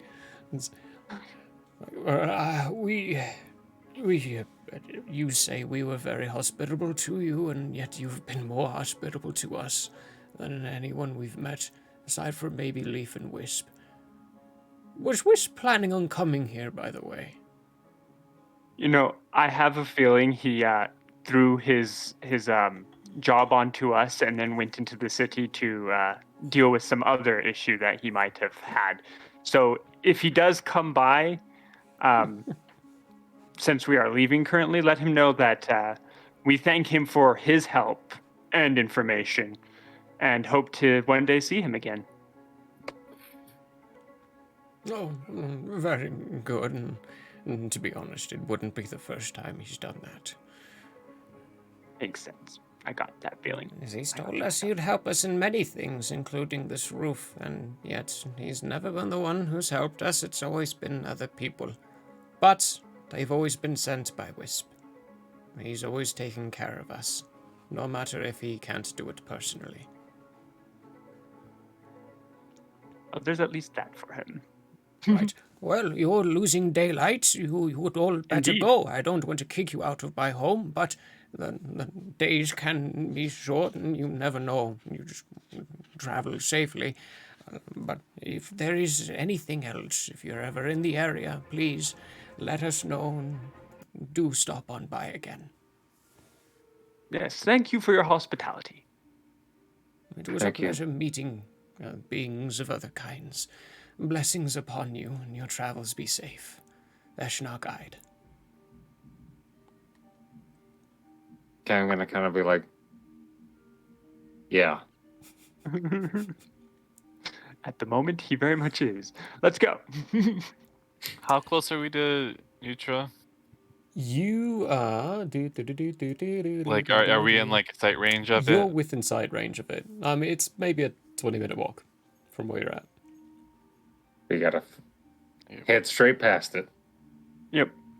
When we do get out, I'm going to try and get Zarai's attention so that I can let him know what we're doing or what the plan is. Easy to do. He's within sight. I've been As we keeping an hit the eye on road. him. It's not like I'm not focused on anything else, so I'm keeping an eye on him.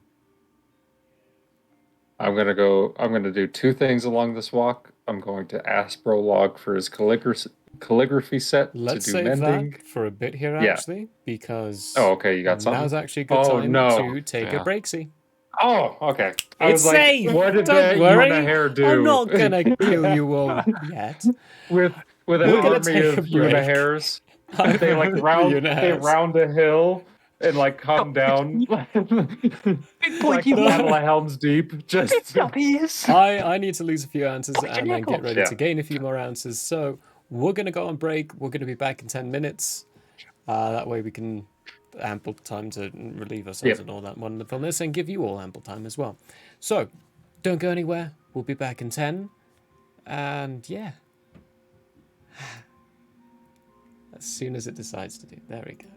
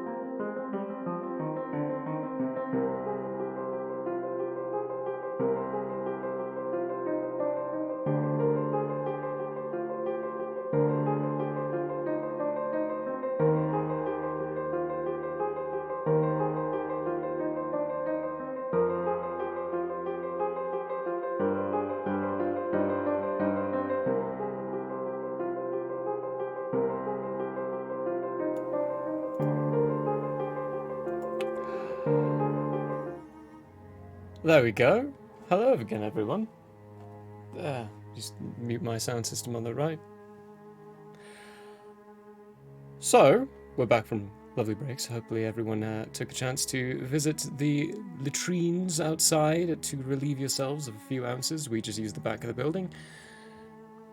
All in a line, it's terrible.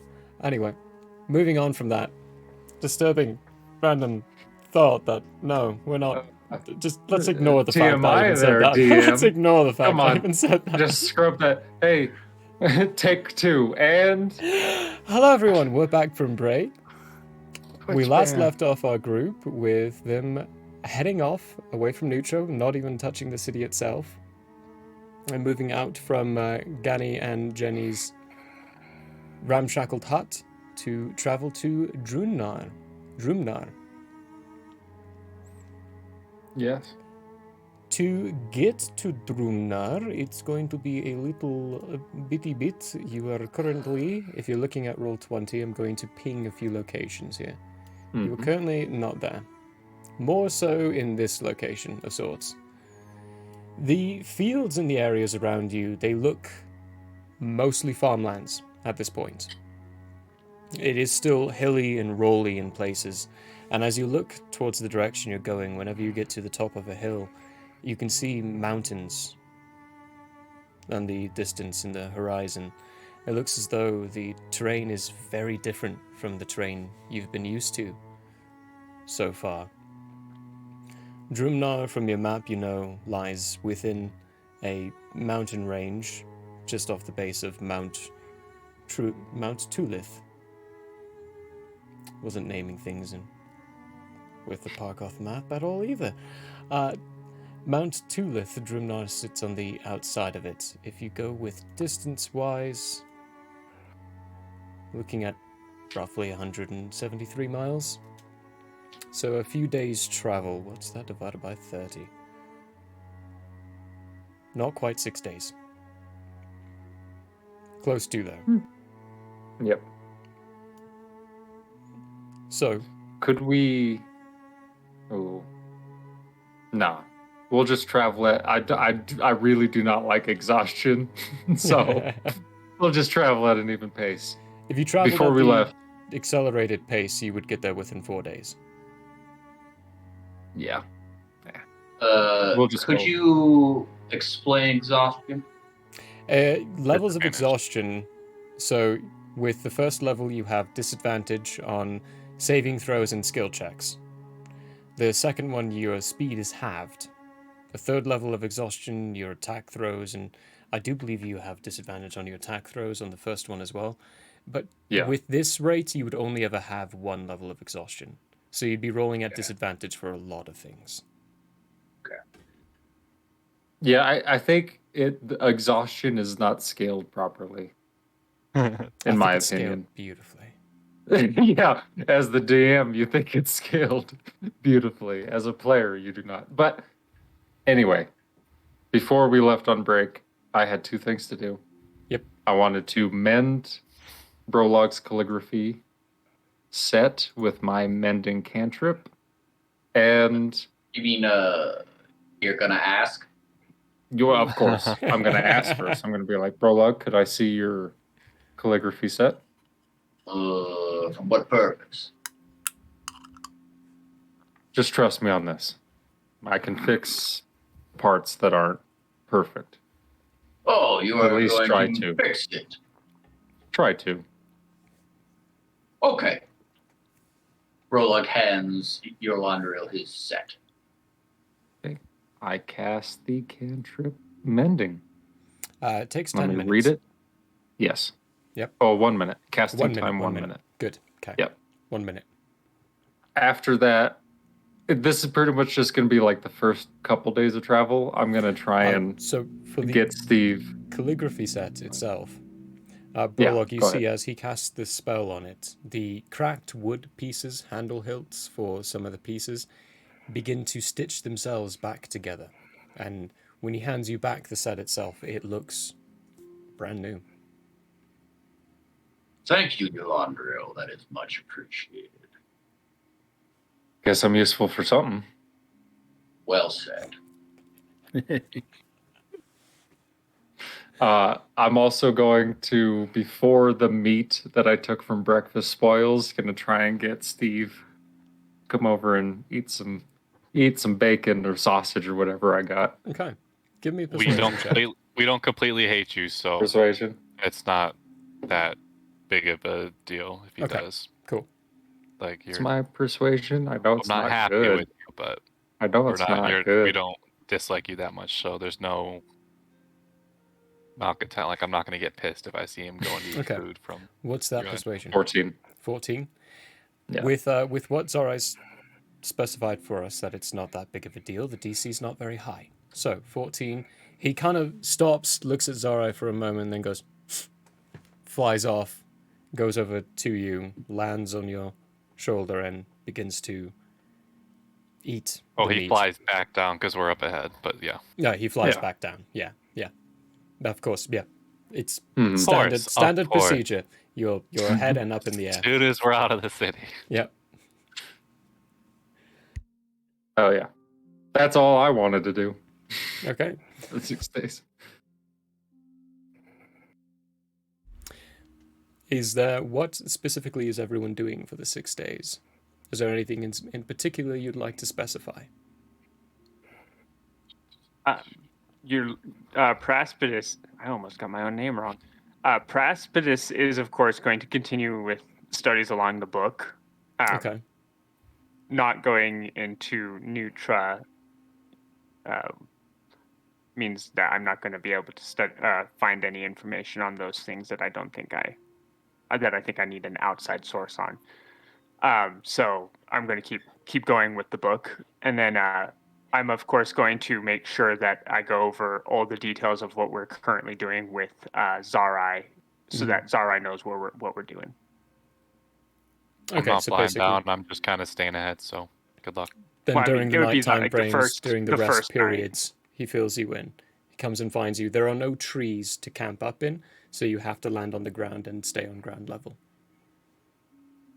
So So do we he make will- my own camp if that changes things. But all the same, he will still have a chance to get to you and That's true. explain these That's things true. to you. Prologue. Brolog would like to practice with his new set. Okay. Give me, for the 3 days, give me 3 performance checks. Oh boy. Oh boy. For a barbarian, some performance checks. This is fun for a Oh, barbarian. 18. 18, very good. The first 2 days, you do very good, very well. You remember very clearly the practices that Wisp told you about, and you begin to you draw lines. You get used to the feeling of drawing lines. And the feel of the calligraphy set itself, a small set, not built for your hands, but you still are getting used to it. Then rolled a natty 1 for a 0.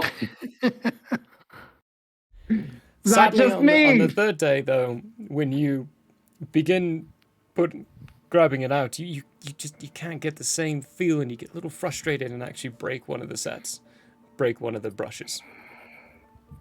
Brolock will go to Yolandriel to see if he can fix it again. Holding this broken brush in both his hands, like pleading you to fix it.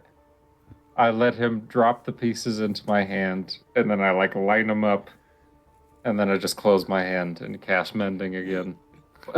And then when I open up my eyes, I have this look of be gentle, and then I give them back to you. Your usefulness is proved once again. Yeah. Then I rolled a 7. Then a 7. Okay. For the last part of the journey, you've essentially exhausted the amount of training that Wisp was able to give you during that short time frame. You've gotten to a point where you're comfortable with what he taught you how to do, and you could use a little more guidance now. But you can add 4 more hours of technical training. It's at this point, practicing is also training. If you practice, you're training yourself with what you've been trained to do already. So practice makes perfect. So practicing does count. Cool. Anything specific, Zorai? I want to try and extract some poison from Steve's tail, his stinger, for use with my needle arrow. You want to milk Steve? Okay. Yep. Does he have a nipple? Does Steve have nipples? The technical term of it. You are milking Steve's venom. Yeah, that I is. can be more specific. So, I want to doing this? So I'm gonna finish my cask of good stuff at some point, and then I'm going to almost how we would see you milk a rattlesnake, where you put a cloth over it, and then you have them bite it and then inject it. So Good. That with the tail Okay. into one of my flasks. As a ranger, Smart. Zorai would know this. He would know how to do this practice. He would know how to do all this in general. Very smart. So, you retrofit a way of being able to do this. Now with your scraps not really being able to make, per se, armor with it for Steve. Some pieces you can still use, but you will need to acquire new pieces of leather to complete it. You use the pieces you can't use to retrofit into the flask. A way for Steve to stab it, and then the venom to get dripped into the flask itself. With this method, you're able to fill up a quarter of the flask for the 6 days. He's a small animal, so he can't produce that much, but it is 6 days, so you do get a fair amount. From your reckoning, you might be able to douse 3 of your arrows with this amount, but keeping in mind that when exposed outside of the flask, when exposed on an arrow like this, the venom's potency will only last for an hour. Oh, you gotta just keep a flask and dip? The arrowhead is twice the size of the opening of the flask. Oh no! So it's got to be a douse. Just gonna drop It's it like out. a drop. Have you ever taken a flask and turned it no. upside down? It's hard to get that liquid out. Yep. Very hard, yep. Worried Quick about it. question. I got it, yes. So because real quick, anything else Okay, is sorry. That's it. Okay, Besides just my meditating in the morning early before everyone else. perfect. At this Because point, I've been you do manage to get up early. You've gotten your body to a routine of doing that. So you do wake up early and meditate without anyone else interrupting you during the morning time frame. And you know it's time to go when everyone else is rustling and moving around. And Steve will let you know. He flies between both groups frequently. He's grown a little fond of your Yolondriel. Yolondriel, what have you got? Quick question. So, because I've been flying around like every other night, like we've established, I go out and I fly around for a bit, except for like that one night we stayed at the old couple's place. Would that ever count as practicing? If I'm doing it for a minute, like every other night or every night, or depending on... Practicing what? I'm thinking because it's ethereal and I can't really change the amount of time I can fly, it's might help me in air combat because I'm getting so used to my how I fly and stuff like that. Is there any way I could get some decks, just some like raw decks training over time for that? It's only a minute a night, so this is gonna take me so forever. But familiarity with air techniques, being in the air, flying around. Sure. Give me. How many nights are you doing this? Let's call it, to be safe, every other night. Okay. Almost since I've gotten the ability. I know this is kind of late for me to be asking this, but I just realized that everybody else is training for stuff. And the only thing I've been doing is flying around. So I'm like, hey, maybe... well, at this point, up until now, you've been flying around, just being free in the air. You've been flying for the moment of freedom. Now that you've seen Brolog pick up this calligraphy set and start writing with that, you've seen Praspidus poring over these books, trying to study and learn what they can. Anubis standing like a statue every single night. Zarai milking Steve and doing other specific things as well. Meditating a lot. Whenever you get up in the morning, Zarai is always meditating in the morning. He's always up before everyone else and is sitting quietly. Possibly strange sight to see Zarai sitting quietly meditating. Yeah, very strange. I'm drinking while I'm doing that, by the way. Like just right before I do it to get into it. Sip from the cask flask. Just. Oh my lord! Sure, Alcoholic meditation. Give me 2 acrobatics checks. Me? Not Zarai. Yolondriel. 2 acrobatics. I was like, what am I doing while I'm drinking this and meditating? I was so confused. The first one's 9, the second one 18. Okay. The first day you try your little cocky with your flights, so you try a few unique maneuvers and end up face planting a few times, not being able to gain control of your descent. But for the second night, you start to get the practice of it a little bit better. And then for the third night, you start to even feel even more comfortable with moving with your wings. Successful in the end, you feel more comfortable. We'll see where it goes in the future if you continue to. Okay. Do Steve or I ever notice any of this? Him flying? Steve, you are meditating. Steve would notice because he's not specifically doing the same things as you. It's more of a question of would Steve tell you? Yes, he would. For comical effect, because you were saying that I was failing the first day. When he notices me, I like Looney Tunes hit a tree, you know? yeah. So, and like my wings and me, I'm just slammed into a tree. There are no trees. There are no trees, but for the first day... You know what I mean. The first day, Steve does nudge you and kind of nudge a direction. You get this sense of urgency, so you open your eyes and look. And there's Zarai doing... Not Zarai. Wow, Mother got it wrong finally. There's Yolondriel flying around, and then he does this thing and starts to spin out of control. And then... just kind of scrapes along the ground, stands up. Do the brushes the roll brushes himself off and just right back into the air. And there's a comical little hissing coming from Steve. Seeing this, I'm just kind of annoyed I got disturbed from meditation, but I'm gonna be like, hey, go show him a few things. And I'm gonna have Steve kind of show off to him. Or at least go over and, like, almost like a try this kind of a deal, and Steve does. show him some more simpler stuff. So, Steve does. If you failed the second check, I would have you roll again with advantage. Because Steve, someone proficient with flying, is now showing you. However, you succeeded. So, the fact you succeeded might be because Steve is now, whenever you go out, Zara, you would know whenever your Laundriel's doing this now, because whenever your Laundriel pops his wings and starts to fly, Steve always leaves your side and starts to show off. Every time your Laundriel tries something, Steve does it successfully when your Laundriel failed. And it's always a sense of, am I doing this right?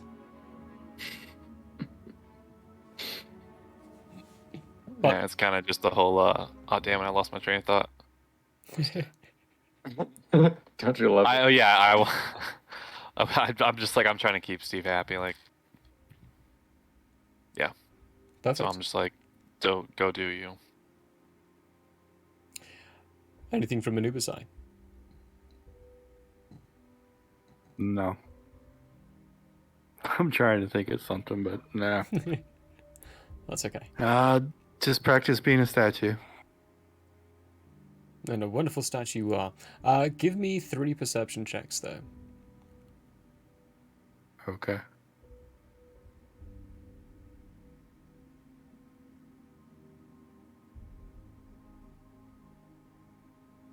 Oh! I was like, oh no. The bounce but then back. Roll back. 16 then. 16.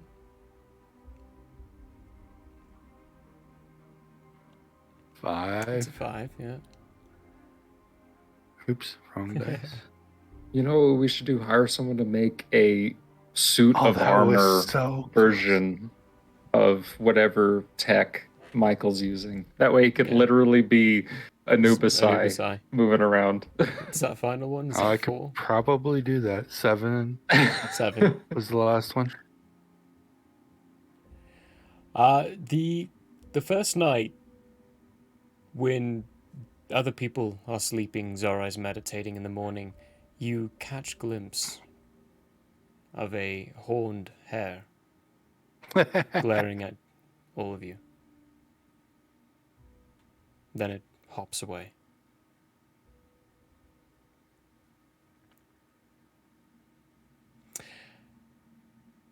The time is undisturbed.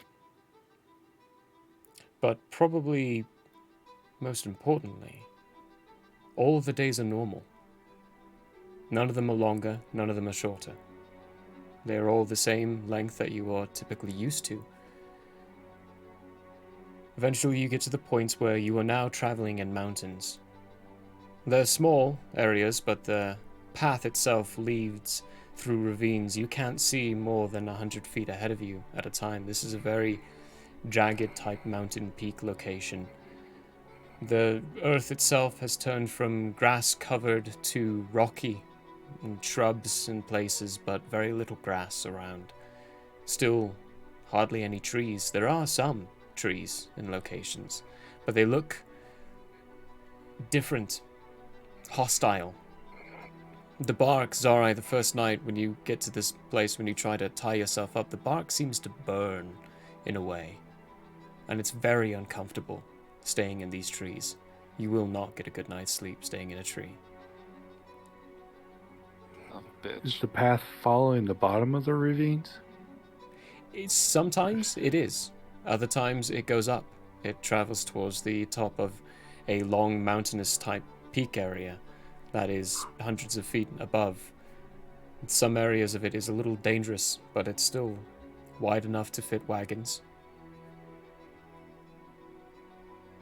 And you get the sense as you travel, these paths are very deliberately carved out of the side of these mountains. When you look down, it doesn't look like friendly area.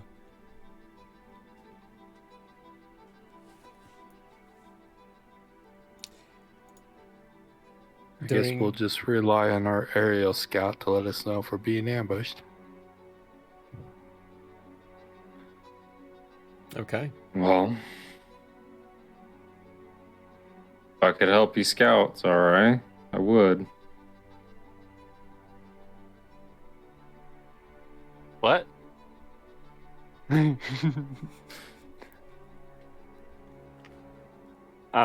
Is there any way to note how well carved these roads are?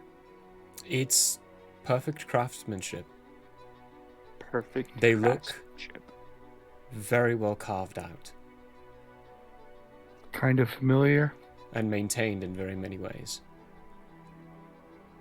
Potentially I'd say familiar? here there be dwarves, but I have a feeling this was man. Hold on. Let me roll a history. Since I'm technically the only one here. Let's see. What is my history? 13. 13. This reminds you of the dwarven territories back home. There's a similarity to the technique, but they didn't do anything like this. They went into the mountain. They didn't go on the outskirts. I'm going to say, well, humans probably got it from the dwarves. The dwarves use this style, but they go under the ground. So they're probably working in tandem, or one stole from the other. Well, cool. Now I got something to do. I'll keep an eye out for dwarvish markings. Everyone give me perception checks. I smell it. Music changed. You will not be able to smell this. No You know what? Actually, yes. Advantage on this. Yes. Give me that sniffer. 17. 17 your Londriel. 18. 18 Dirty for 20. Aspidus. Dirty 20 Zarai. 6. 6 Prologue, and is that a 0? 0. 0 Anubis. There's a 0 every session. It's not great. just me! It's not. Woo! Delightful. I just use passive perception. That's it. Eventually, you're in your 6th day. If your math is correct and the information you have is right, you should be arriving in Drumnar on this day. Who got the highest? That was Zorai with the dirty 20, yeah. Yeah, that was alright. Zorai, there's a point in the air where you're looking ahead, but there's a glint of light, as if something reflected the sunlight off to your left. You look over quickly, but you don't catch sight of what it is. It moves out of the way too quickly. And then you start to hear other things scuttling and moving around. You look around and you begin to see the movement of these camouflaged creatures. With your sight, they look like they're armored. Like they're covered and filled with plate armor of some kind. Eulondriel Paraspidus, you begin to hear this as well. There are other beasts. You see movements on the other side of the hillside. You hear movement above you out of your sight. Zorai, you get another glimpse. These are large creatures. Oh, okay. Large in size, not bunnies. Don't be scared of that yet. Okay, I was like, did he go get an army prepared? Armored buddies. Armored, are we about to fight a legion of bunnies? These are large creatures with tails. You get a glimpse of some feather type formation, but you don't see them fully until you all hear someone call out Halt! In the name of the king, step no further. State your business. When I first see them, can I roll the stealth? I want to say, but I didn't want to interrupt you. You have nowhere to hide behind. You are flying, and there's literally You'd no have to cover in cast the air. I'm just trying to be quiet, so like they don't have any. You'd You have have to- nowhere to hide. You have no. You need are cover in plain sight. As someone who's played a Flying. halfling, trust me So- when I say you need cover. You can roll for stealth, but it's gonna be at disadvantage. Oh no. They're also gonna have a bonus to see you because you are Yeah. not hiding behind a damn thing. Nope. Just in the air, flapping about. 13. At least you don't glow 13. like I do. Okay, 13. Prologue would like to take out his axe and rod. Yeah. 4. Okay. Log And every then time. I'm gonna have. Well, I mean they heard him, so yeah. Never mind. So you heard that the person call out. I'll I'm stop. gonna fly down to the ground. I want to get shot again. Yeah, I'm gonna stop too, and I'm gonna put my hand on Brolog's shoulder. Say easy, easy. Okay, what's your marching order right now? Where are you all at? I'm in the front. How far? My usual like 40 feet, and then Steve is like 10 feet behind me, conveying stuff if need be. I'm near Really? Percy. Okay. Yeah, and I'm running up. I'm in the rear, so rear. I'm like, I'm reaching to like calm Brolog down. So I'm more towards the front. More Yeah. towards the front as well. All right. Zorai, when you land, you are quickly met by a very large lizard-like face. It's got feathers poking out the back, a beak-shaped formation in the front, and it has 4 eyes. 2 in the front, larger, and 2 that are smaller. It's this coloration of brown and tan colors. It looks very similar to the stone around it. It clacks and goes... And when you look to your left, there's another one. Both of them are covered in armor. Would I have seen or know what these are? There's no chance, right? You give me a They're nature check. raptors. I bet they're built after raptors. If I had 12. 12, you Stop have using no that idea dice. what this What's is. wrong with that? No can idea. Where's this? And at this point, it's only the head you can see. And the head is big. It's about as big as an Uber-sized torso. Can I try to use not raptors. speak with animals? Is it a beast?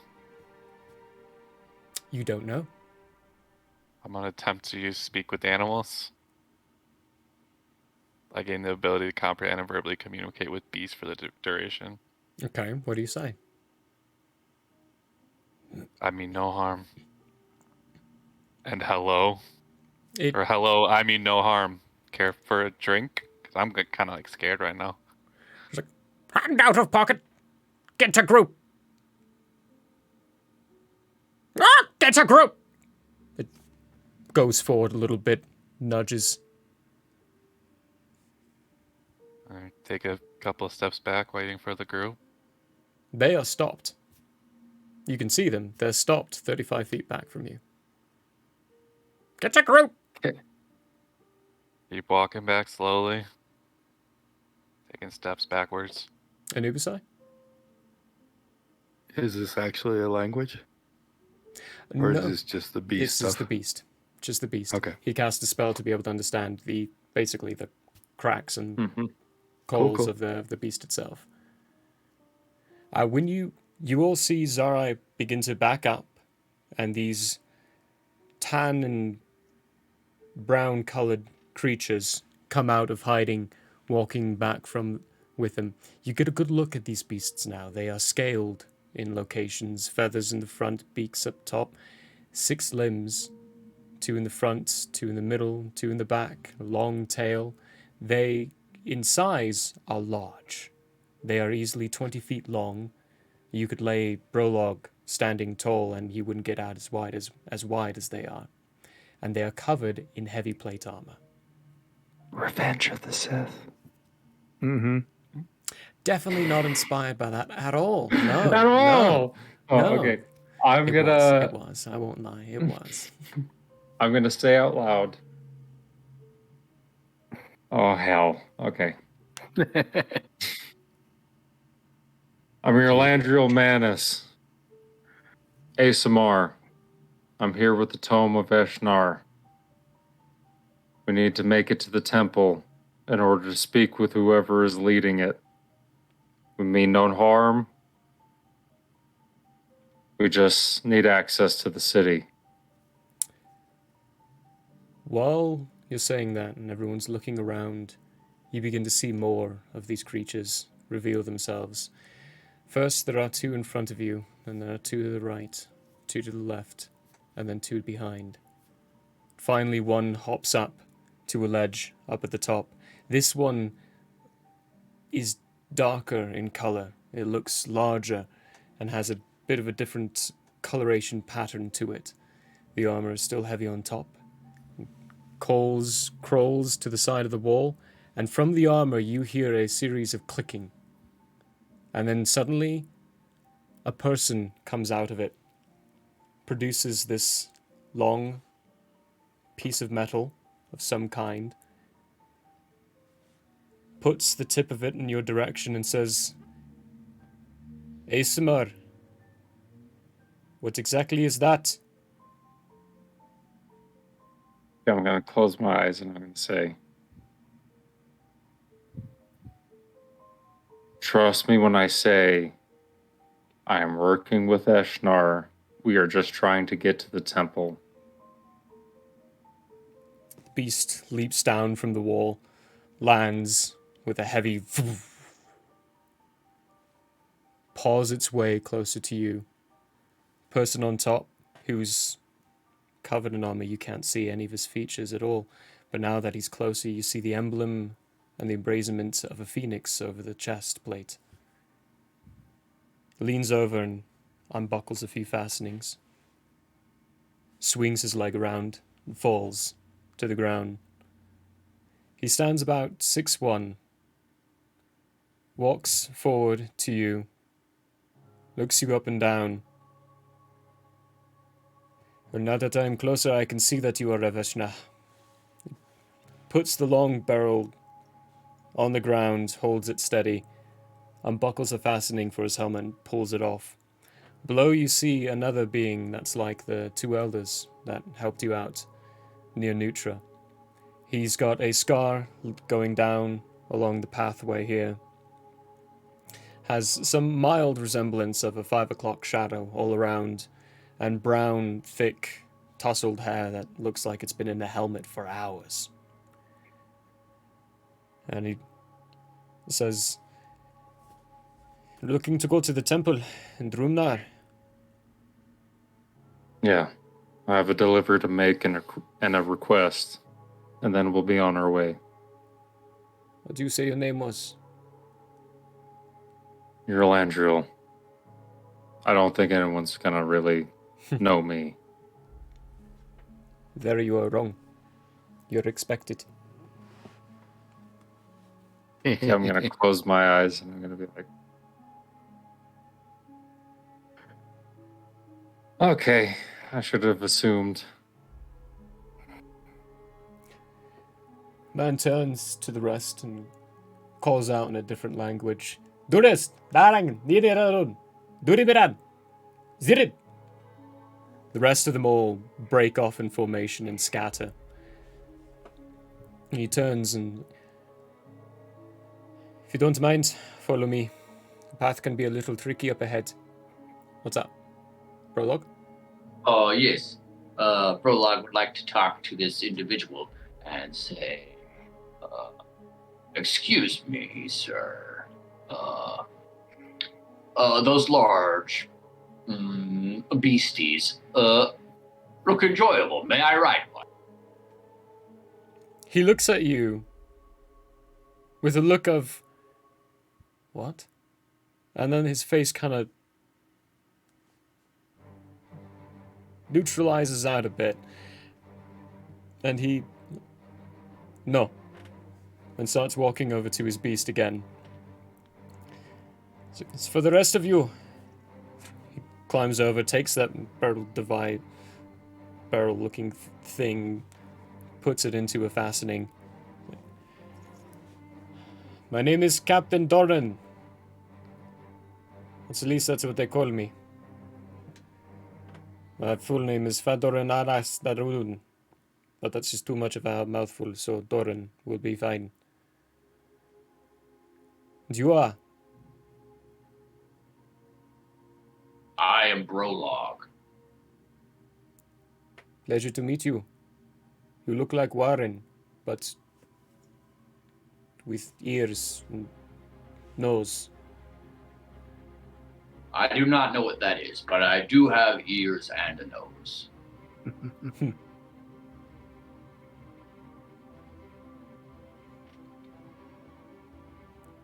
You the winged Brad one? awkwardly looked to the rest of the group like... Praspidus is he's gonna look around and then he'll nod and go, I am Praspidus. I am here with your Landriel. The one with wings. Name is not important. Your name is His important. name is Zarai. Thank you, Trust me, he's going through a period right now, so you're gonna have to forgive him for his rudeness at this current time. We're working on it. Do take note. I've been told by the High Priest to give you allowances, but the rest of the people will not. If a captain of the king asks you for your name, you answer. Otherwise, they will throw you in prison. I'm going to look directly at Zarai, and there's going to be this spark of light in my pupils. Just of like, fucking do that. Listen. I don't mind because I've been told that you are new to these towns, to these places, and to this realm. I recognize you do not know our ways yet. Take this as a learning opportunity to learn our culture and how we live. If you disobey it, we will not give you allowances. So we've learned. Mr. King's guardman, sir? Captain will be Captain, fine. sorry. Do you mind if I fly? By all means. I don't much like walking. We could tell. You've been flying for the past day. Please, take to the air, but do not fly off too far. Please stay within my sight. No problem. That is my only request. I appreciate it more than you know. Sorry for not telling you my name. Again, learning experience. Here you have the right to mess up. Never well else, though, I cannot promise. You. I would say you're from Le Bon, but your armor design is all wrong. Talking to Anubis. Remember, I can't see anybody. yeah. Talking to Anubis specifically. First question though, when he issued his orders, was it in any language I know? No. So it's Old and Drain. Yep. Process of elimination. Yeah. I will answer. I am called Anubis. I am not from these lands. Well, he says this as he steps into the saddle again, throws himself over, and you hear a clacking of metal as metal gets into place as he fastens a few. You will find yourself welcome here. There are many who look like yourself and are covered in armor at all times. Puts his helmet back on. Such as myself. I don't remember the last time I took this off. Shall we? That was a joke. Don't worry, Paraspitus. I was joking. I take it off every night. My wife would kill me if I didn't. Oh, had me worried there for a moment. Yeah. We follow him the rest of the way. About Take this time. This time, Paraspidus is actually going to step behind your Landriel and make it look like your Landriel is currently leading the group. I'm going to specifically notice this action and look at him with a look of, let me see if I could catch it over my shoulder of like, That's good. That's good. Prologue will Got still this. stay near Paraspidus. So now we're all following your Landriel. I'm like rubbing my temples for a little while on the way down this trail. And then I collect myself as we continue on our way. It's about. I am. Oh yeah, where are you, Nubasai? Yeah. I was Sorry. to say, I am not going to technically change my position, but if Elandria wants to go ahead of me, he can. I'm not going to challenge that, or if he's still going to walk behind me, I don't care. I'm gonna walk just like right next to you, I guess, at that point. That's fine. The Captain Doran, he travels forward, not speaking, not engaging in any conversation. In fact, at some point, about 15 minutes into the journey, he then fastens that long metal rod, basically, that he's got. Tis a gun. Yeah, but your characters don't know that. He fastens it back into the side of his beast and then leans forward, puts his arms in places, and you literally see his armor basically transform into the armor on the creature itself. It's not magical in any way. It just looks as though it fastens perfectly into place. And then he disappears. It's as though the beast has no rider. He's just like, it's like Batman in the bat Yes, bicycle like from the dark. Yeah. And he's just part of it now. It's from a car into a bike. But it's the bike is the person and it's hiding in the car, and the car is the beast. Yeah, like that. Or Tron. Or Tron. Yeah, exactly, Tron. That actually might have been where the inspiration came from. Anyway, 2 hours into it, you get to a curve in the path, and when you curve around, you see this different looking city. It's built in tiers. The mountain that it's based off of itself looks to be carved away. As in, the rock itself has been removed, and what they needed to construct a city was left behind. And as time has gone by, they've gone up the mountain.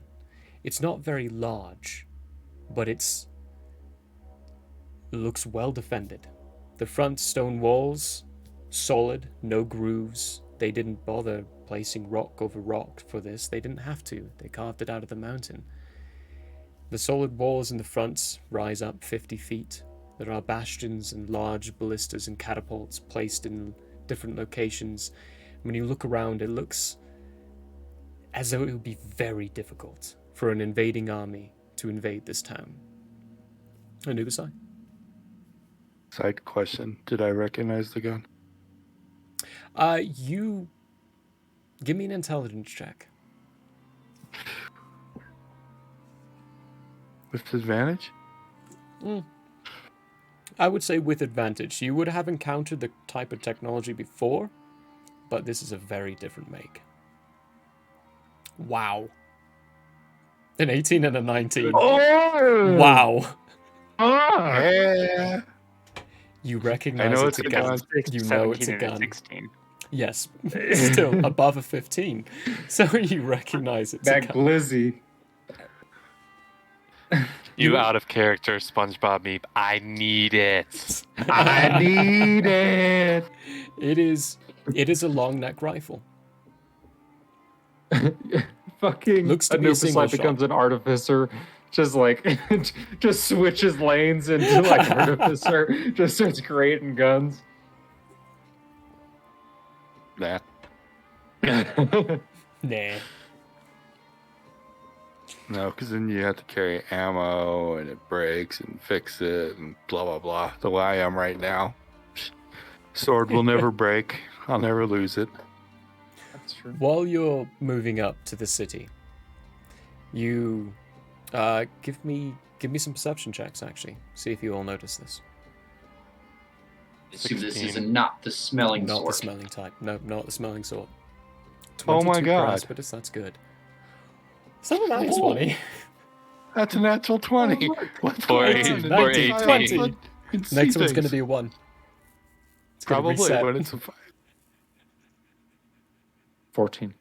14, 10, 16. 16, 22 precipice. I saw it on roll 20. Not roll 20, D&D Beyond. I do that every time. Indeed. Yeah, every time. Yeah. And then technically 18 for Anubis. You would all see this, your laundry, what was yours again? 14. 14, yeah, you would all see this. Towards the top, there are catacombs, there are holes in the mountainside. And from it, you eventually see these objects jump out, and then spread wings and start flying. And then move off. They assume a formation at some point and then fly into the distance. Damn, I really want to join that formation. You notice that I'm not going to, but the objects that jumped out, by this perspective, the distance and how things are, they would be much bigger than you. I don't care. It's people flying. I just really want to. I'm just like, oh shit, I want to fly. I'm As I'm already just flying, gonna but lean forward and just say to Yolandrio, do you think those are giant flying fire-breathing scaled ones? Oh god. I can't really tell from here, but considering what I've learned throughout school back in Daggerfim, they're a lot bigger than that, right? Or am I wrong, DM? They're a Can I lot tell the bigger than scale? that. They're a lot They're bigger. yeah. If they were giant fire-breathing Woo! scaled ones, they would either be a wyvern or an adolescent dragon. Yeah, they're not. And they didn't look to be... The facial features, it wasn't right. It's more of a long... Isn't it no too beaks. far to really see what they are? Just they're flying. To a degree, it would be difficult to make out what they are, but you would be able to also tell that the head is not far enough away from the wings to be a dragon. And probably not big enough. And probably not big enough, yeah. No. Are they armored? That you would not be able to tell from this distance. But Captain Yeah, I'm just gonna... Never met a dragon that's armored. Yeah, they don't need it in this game. Anubis never met a dragon she didn't like. Hey! I could probably make some backstory on 1,000 years playing with the dragon. Playing with the dragon. True enough, yeah. Anyway, so you get to the city wall itself. This place, though it seemed at your vantage point that you were at, it seemed that it was busier on the inside. It doesn't look like there are very many travelers going in and out of it. The gates are blocked and barred by very large stone doors. And there are guards in the front, but when they see the beast with the armor on coming in, they immediately begin bustling and moving around to open up the gates. Captain Doran doesn't come out of his hiding place. They just see the beast itself, and they start doing this. With you in tow, he brings you in. At the gate entrance itself, when you look inside, there are stone buildings built a bit more of an incline itself, going upwards. Not as that aggressive of an angle, but you know. You're like, built at an incline. Incline, straight yes. up. Going straight up. Not that aggressive of an angle. Captain Doran comes out of the armor again, undoes a few fastenings, falls down to the ground, pats his beast a couple of times, scratches behind a few feathers, and then turns, and the creature meanders off and starts going to its own location in the city. And he walks over to you all and says, "Right, would you like to go directly to the temple, or would you like a tour?" Look at Paraspidus at that point. I mean, I think the sooner we get moving, the better. So, temple. From my understanding, you're all from foreign location. Now, of course, I see and recognize that you are. We've not seen your races before. Except for yours, he says, pointing at Zarai. It's like, I've seen one of you before. Although she's rather famous in this area. Do you have any documentation depicting? I pull out the. Sorry, let me go to it in the inventory. While you go to it, Brolog. Brolog flares his ears and says, "This is who I am."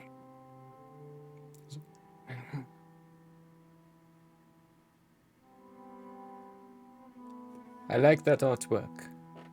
Of course, we are forbidden from getting any marks on our own skin, but we do not judge those who decide to do it themselves, especially if they are. You are barred from holiness? We do not consider it holiness. Our holiness is the purity and emptiness of our skin, as Eshna teaches. Only those who are chosen and specifically designed by Eshna are allowed to have markings. The prime example being your friend, Owlbear here. I'm going to look at Brolog and I'm going to say different strokes for different folks. I am not sure what that means, but there is only one holiness. According to you, yes. Do you have papers? Praspidus pulls out the documents of diplomacy from King Shago. We all have our contracts still, right? Yeah. Technically? Yeah. I pull out mine. He takes the one from... He kind of holds up a finger to you, Owlbear, and then takes the one from Praspidus and starts looking it over. Zara, you had something? Yeah, just in a break, I just want to ask him about the tiefling, so just give me just let me know and I'll RP it. Yeah. He looks through and then looks as though he's giving a quick skim. He still has his armor on, so when you look through the slits, his eyes are just dashing back and forth. Very good. It's all in order. Hands them back to you. If you are staying a few days or if you are traveling to another town, I can draft you up some paperwork stating that I saw this paperwork and approved of it. Of course, we are going to need to contact the king. However, he is preparing for his journey to Nutra for the conference, for the peace conference, so we may not get a reply from him. How long are you planning on staying in Drumnar? The sooner we move on, the better. We are actually heading to Lithram, which is still in... Good. That is all I needed to know. Thank you. I will send any paperwork forward to Lithram. As long as you let a captain of the city know that where you are going, we will make sure that the letter meant for you arrives and wherever you go. Excellent. Thank you. If you do not mind, I will show you to our tavern. You can wait there for now. I need to communicate with the high priest to see if this is an occasion for all of you to be present or just Owlbear. He did not specify that. He only told us to welcome you in and bring you here. Okay. All right. I give him a nod. Oh, yeah. Do we go to the tavern, boys? Oh, yes. Oh, he yeah. walks you through, shows you a few places, gives you a brief history of the town itself, stating it's built in a very strategic location where the ravine down below cannot march more than a single line of individuals. It's unhelpful and unhospitable to any invading type of army or invading force that comes against them. The roads are built and specifically designed to bring people here, but at a way that limits the capability of invasion itself. The town is built around defense. It is a holy city.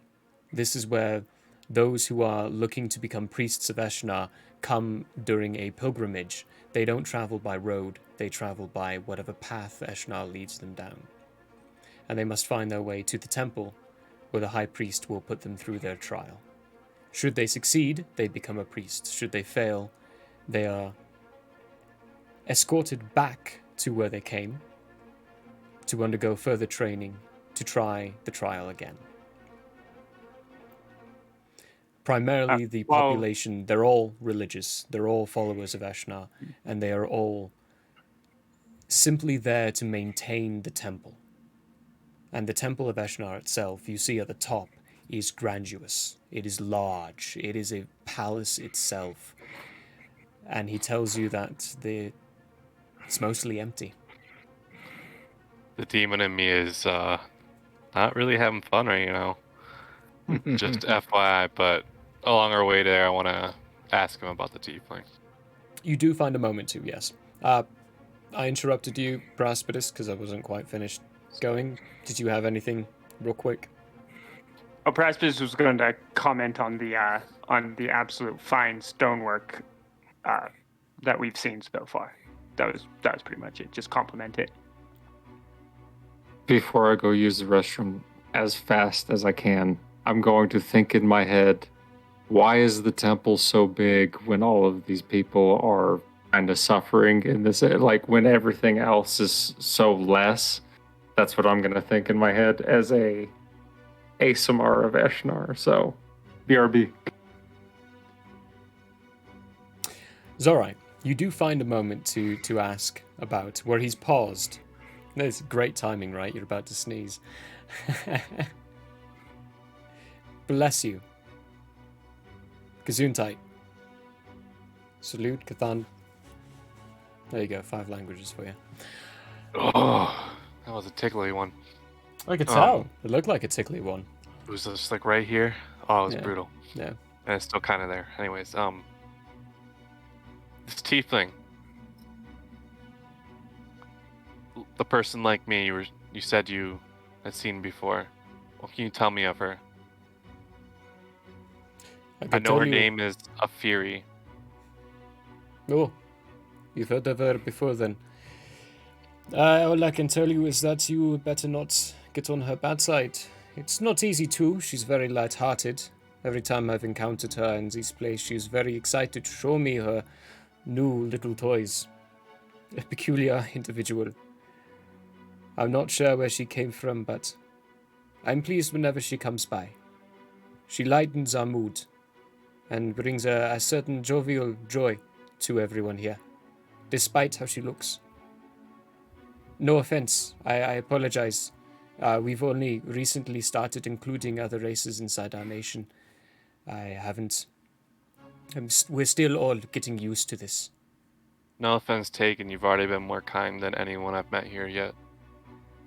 No one has allowed me to fly without immediately attacking me. There's damn good reason for that. You traveled through Recloria before here, yes? We did. Yeah, we did. I'm taking what they're saying. Like, yeah. Recloria only has a few flying objects to be afraid of. First, the Harpies, which from my understanding reports say that there's moving into their territory. The second being us. We ride beasts of the air that they fear greatly. They have no flying mounts. We do. Anything in the air frightens them. I realized. Been shot at many times. It's their gut reaction. As much as I hate their people and hate their kind, I must say you cannot blame them for that.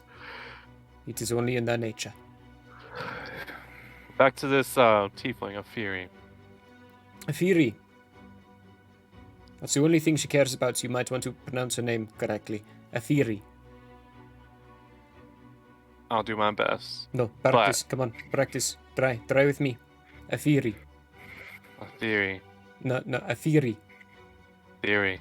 No, you'll get it eventually. You'll get it eventually. Afiri. Theory. Theory. It's getting better. It's getting better. Anyway. Good. She caused me issues in the last city we were in. Issues? Rather not go into it. But I have some questions I'd like to ask her. And good luck with that. She's part of the Shalos estate. Wherever she goes, I don't know. When was the last time you saw her? Months ago now. So she hasn't. This is just to myself. She hasn't been back here or through here recently. You are heading up to Lithram, yes? Yes. Well, a group, they attend the festivals up in Lithram. Is that what your intentions are for? Yeah, actually, yes. That is. Every time you ask these questions, I just keep looking back to the group. Well, if that's the case, then you will run into her up there. She and the group she's involved with, I believe her leader is called Blood. Blood Zizi. Oh, for crying out loud. Yeah, we've been kind of going back and forth with those guys, so we'll get in touch with them back in Laban. She's one of them. Son of a bitch. Yeah, you guys didn't realize that? I look back at them. Me as a player having known from the beginning of this episode when Murray said it earlier. She's much like yourself. She doesn't like touching the ground. She only likes being in the air. Even when she's talking to me, I have to raise my voice because she's flying and just the wind is going around and the dust is being built up. It's a little annoying. We have to insist that she lands. As I'm like a foot off the ground this whole time. Yeah, it's a little obnoxious. Dust is being blown up everywhere from the gusts of wind that your wings have done. People are having to move around and like put themselves up against the walls while you pass. It's like, yes, in fact, actually, if you don't mind, you're in the city at this level, please land. If you're above the roofs, by all means fly. But this is a disturbance. I go up above the roofs. All right, well, done talking to you now. Bye. And he continues walking on. You get to the inn. Yeah. Do you have anything else? Yeah, your Landriel is like he's not nervous, but he's apprehensive right now, and he's like, oh fuck. Like the whole speech he's been given this whole time has been giving me the twangs in my chest of the anti-religious feeling I grew up with. So it's given me that like pangs of like, oh, these people are out of their fucking mind. He continues on and does get to the point where you arrive to the inn, but he's still telling you about the stuff. So you stopped moving, but he's still talking. So sorry, I feel the need whenever newcomers come here to fully educate them on the surroundings of the history of the town. I was born and raised here. I'm very proud of my city and of my God.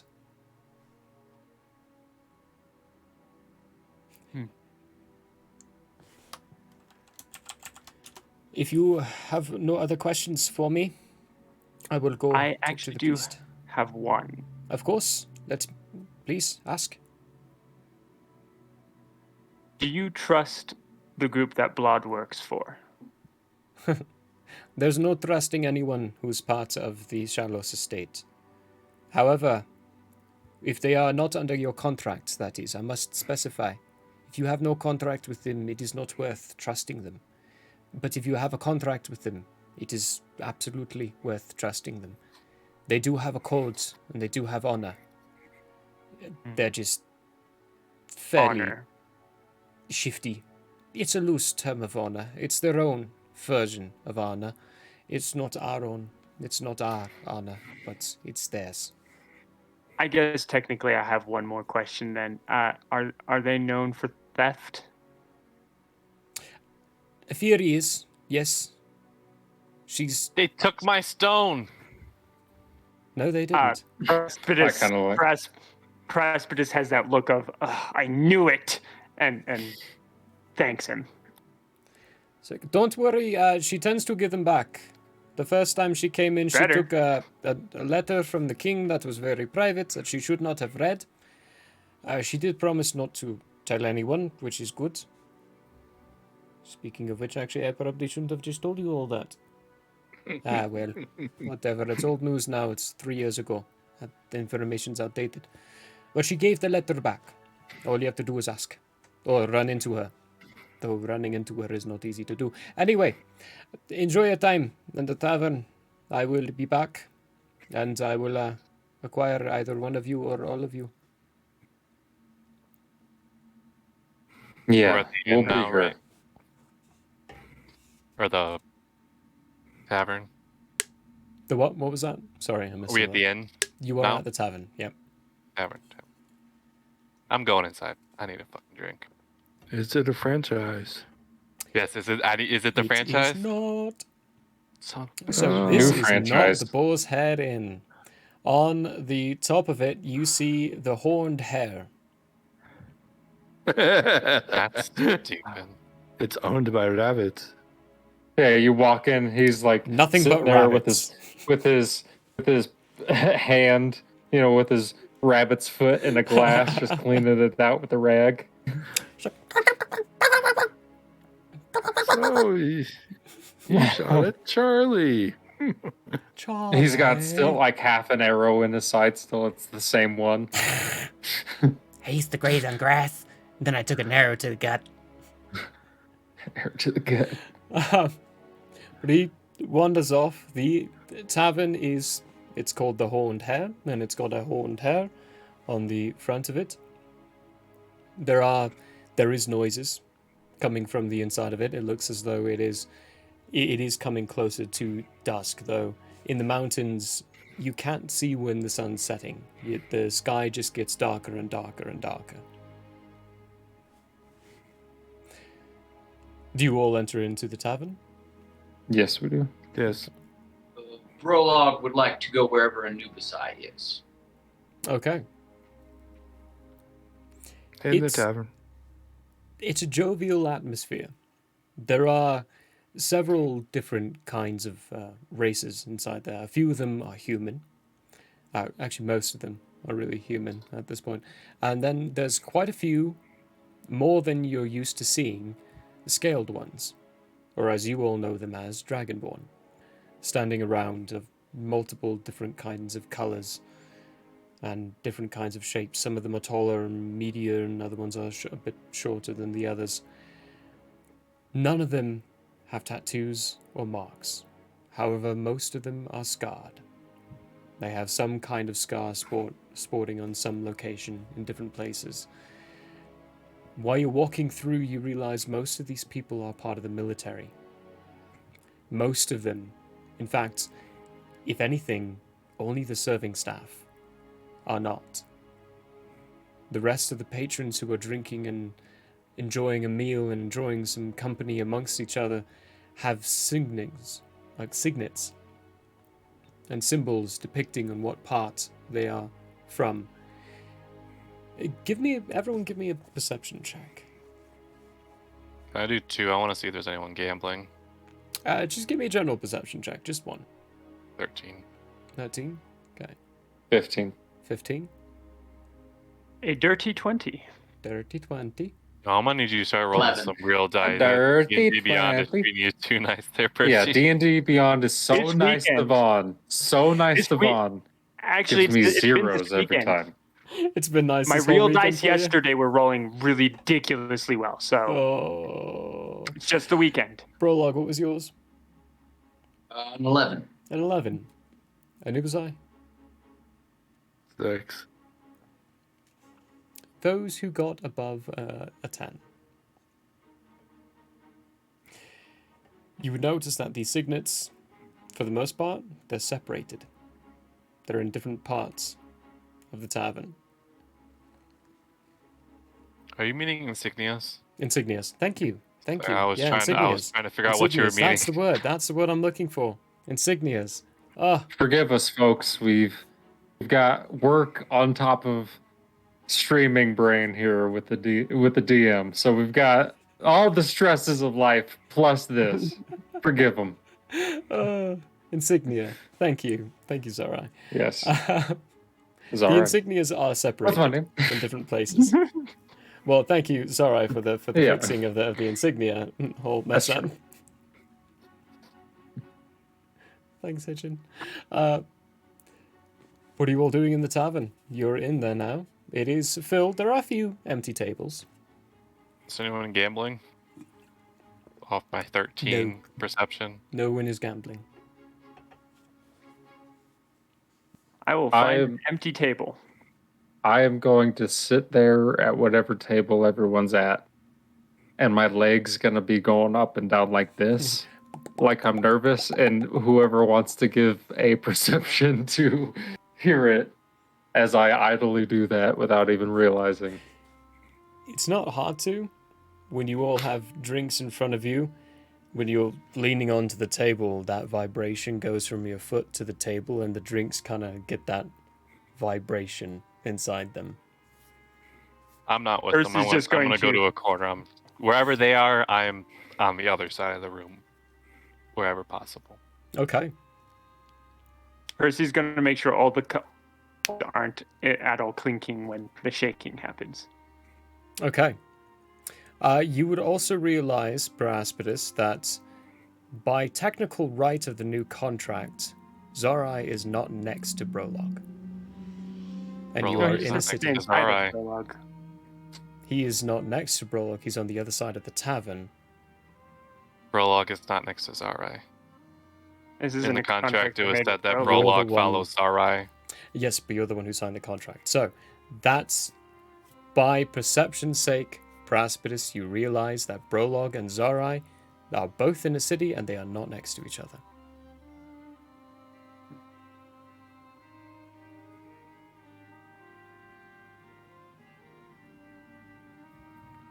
Note that for now.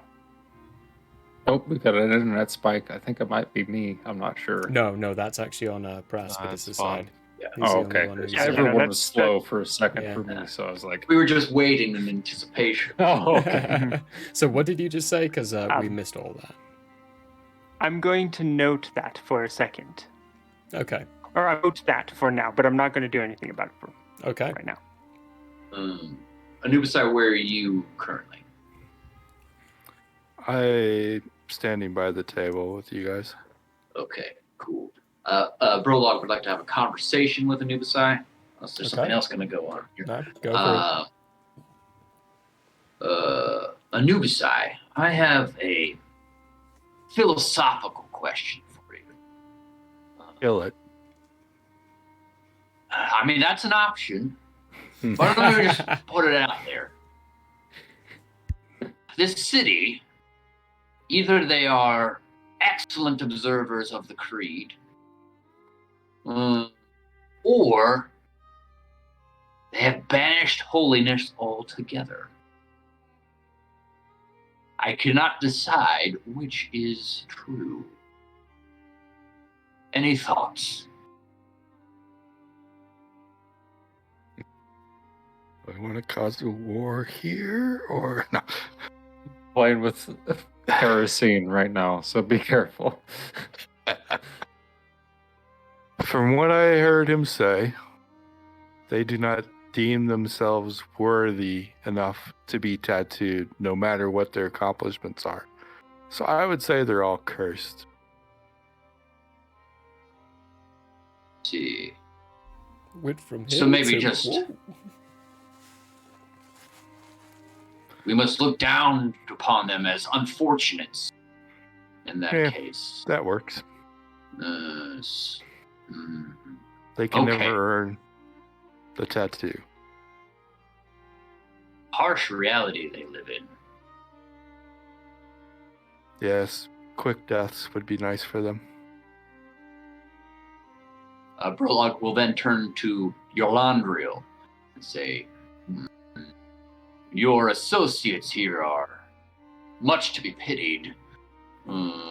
If they will hear you, you may wish to change their minds. Listen, Brolog, I don't know how much sway I'm going to have. And then that's when I notice when my leg has been going up and down, and you literally see me slam my leg down, like flat on the ground. And I'm like, I don't know how much sway I'm going to have in this city for how they feel about tattoos, and I don't think that's really a concern right now, Prologue. Is it not the only concern? It is your only concern, but it's not mine. Do you not care about these unfortunates? That's deity that you speak to? There's going to be like a really, really long pause, like too long, where everyone's just kind of like looking at me, and I'm going to I'm just going to say, that's not what I said.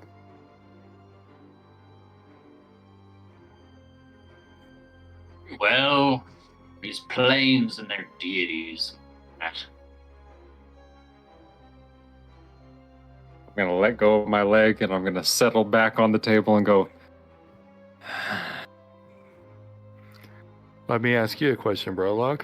Mm. How do you view me since I cannot be tattooed? It's an interesting question you pose on your side.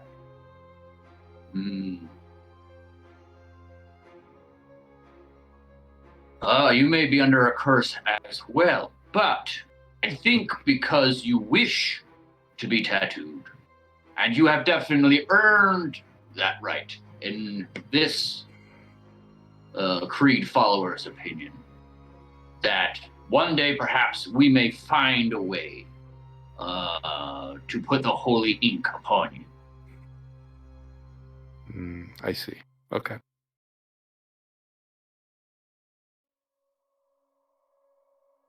We definitely need more followers. Yes.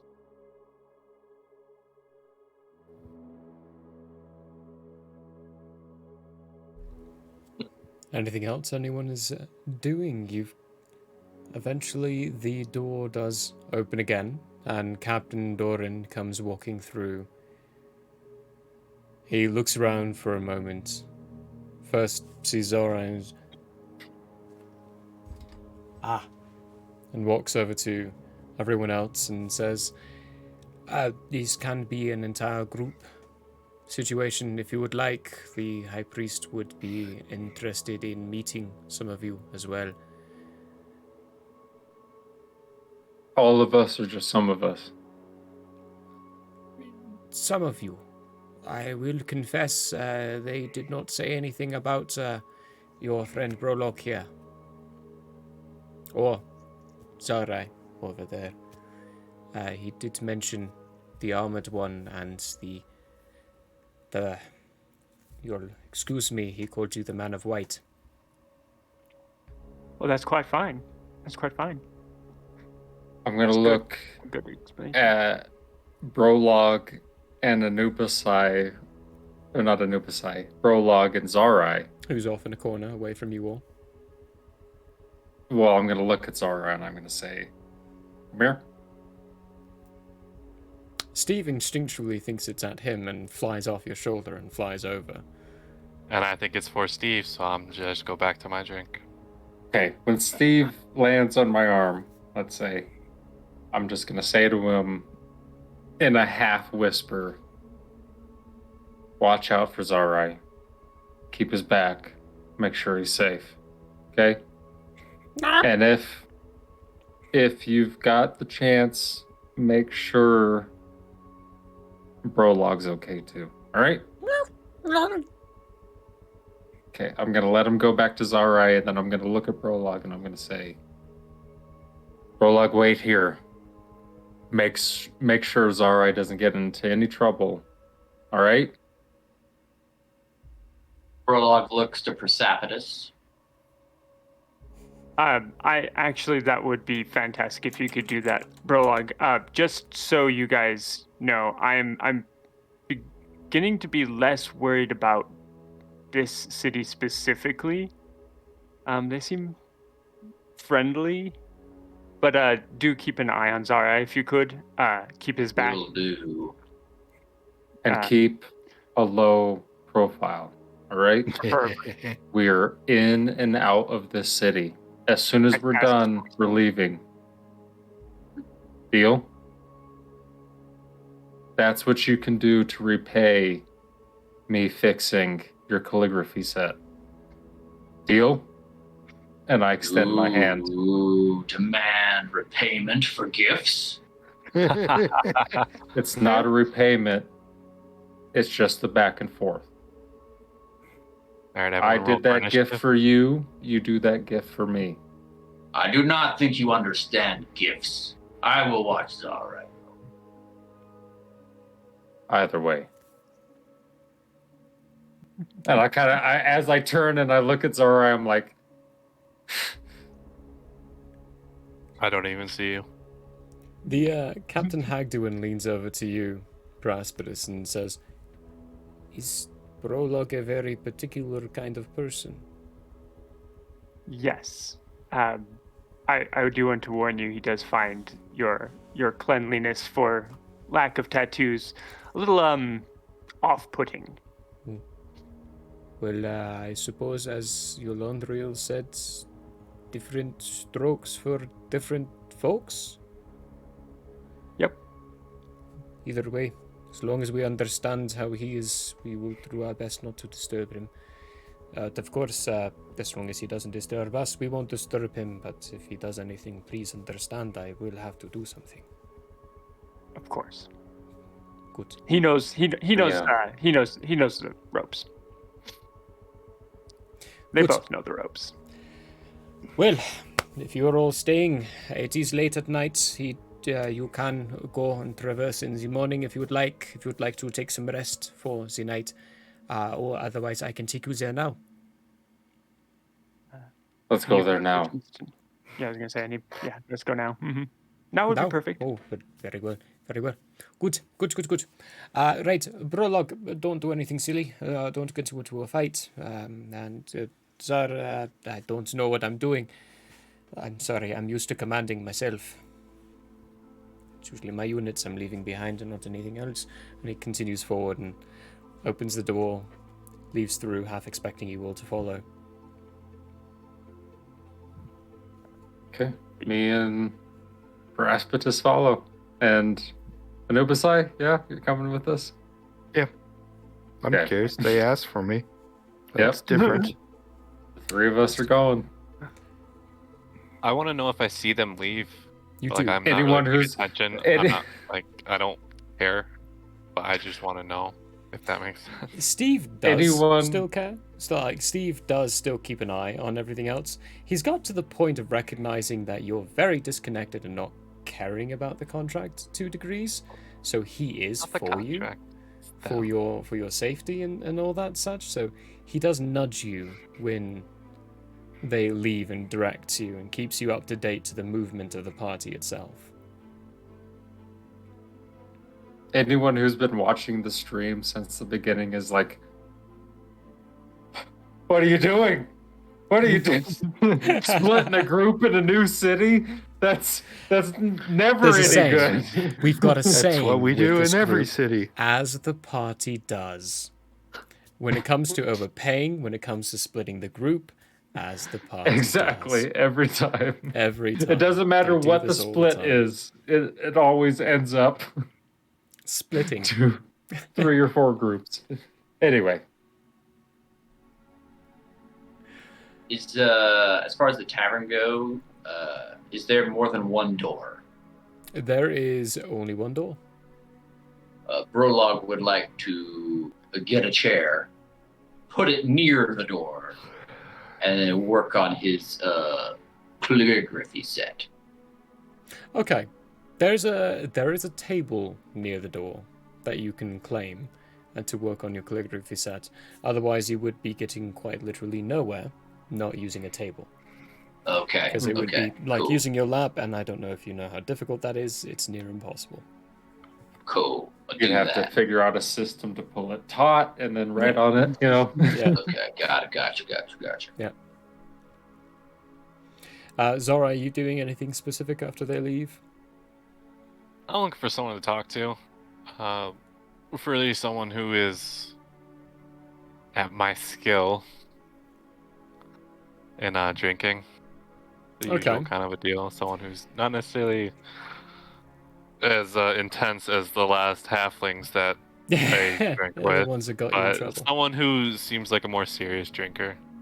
Give me an insight Someone check. specifically of the race of the people we met that fly in the things. 20, 30. There is literally no one in the building that has wings or has the capability of flying. No, part of the race that fly with the creatures. Oh, so okay, yeah. 20. There's quite a few people who look like they're drinking heavily, but with your time the time you spend in the tavern, none of them drink extremely heavy. None of them drink anywhere near where you drink. After 2 ales, the most you ever see someone drink is 2 ales, and then they start getting water. They start getting other beverages that are not alcoholic. This is a dry city, isn't it? Yeah, This the is a dry holiness city. continues. As close to a dry city as D&D allows. Uh-huh. I see what you're doing. Had to do it eventually. Yep. It's not common. After the first city, actually. Although Dream eventually. actually really, it really is. Primarily military, they're not allowed to get drunk. That's kind of the sense you get with your 20 insight, is these people are moderating themselves on purpose. Alright, well then I'm gonna look for people who are not necessarily more drinking than after seeing this, Mhm. I'm gonna look for people who are just more vocal, more like just like active. I don't know. There What's are the a few. word I'm looking There for? are a few. They're on a different corner of the building, but the one section of the building seems louder than the rest. I'm gonna go over to those guys and try and start a conversation. As soon as you approach, you hear the first table you approach. You hear basic. Gusraram Mohamedin Dirhet Nurushta Gutta Sadanan Dikireden Dirset. Sounds like an Assassin's Creed video game. Background characters. Assassin's Creed background characters mixed with Sims. In other words, you don't understand a word they're saying. Do I hear anyone speaking common? No.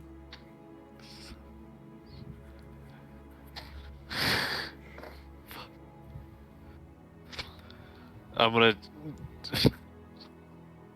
fuck this shit. I'm going to a bar. I'm getting some strong stuff, and I'm going to a fucking room. I'm fucking done. There are no Zara's been going through in it this for like a location, month.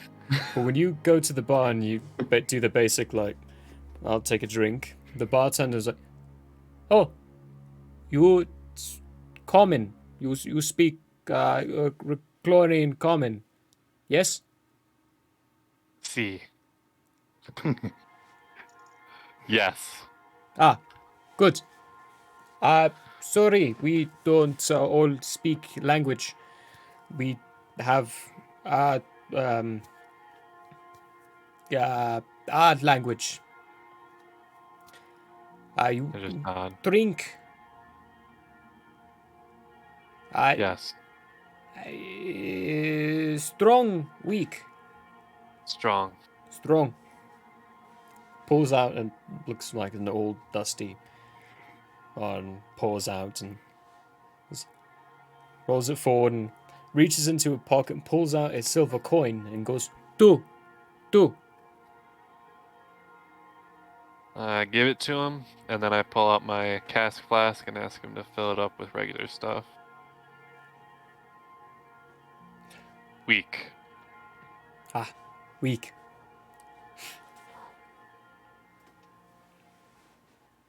Dumps it out into an area.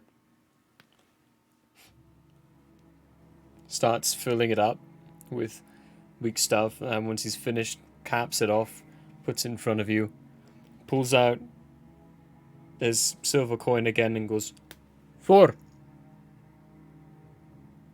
Alright, I give him the 4. And then, before I drink my drink, Huh.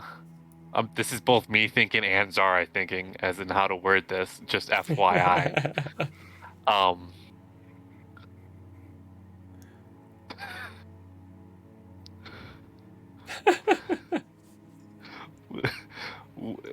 Where do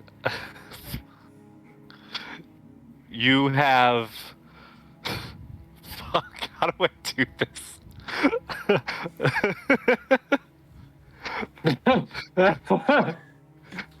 Oh my god. You have, ladies and gentlemen, buckle up. Buckle up. Oh my god. Oh my yes. god. Yes. I guess I'm glad I can't say no. Ooh. Gara Sudut. There's always one. There's always one, ladies and gentlemen. There's always like one. a week, bro. Give me a break. Yeah. A week in real time, not in game. No, a week in game time because it was 4 days to get to the city, and then I'm gonna keep going. However many days from Yark. Keep going. I want to hear these Sims voices.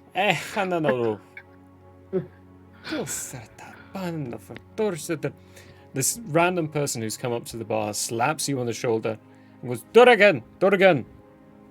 Waves his hand and starts leaving out the door. And the bartender goes, "Follow him." I'm gonna follow him, and as I'm leaving, I'm gonna slap Brolog, or not slap, but like kind of just like nudge Brolog. And you can, after I nudge you, and if you want to reply. Where do you go now, Demon Eye? What do you think? Going to get my rocks off. Your rocks?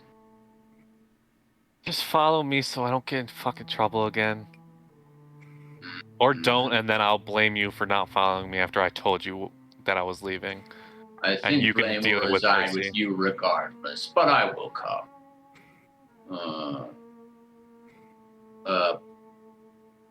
Brolog puts the set back together and puts it in its bag. Then follows. Perfecto.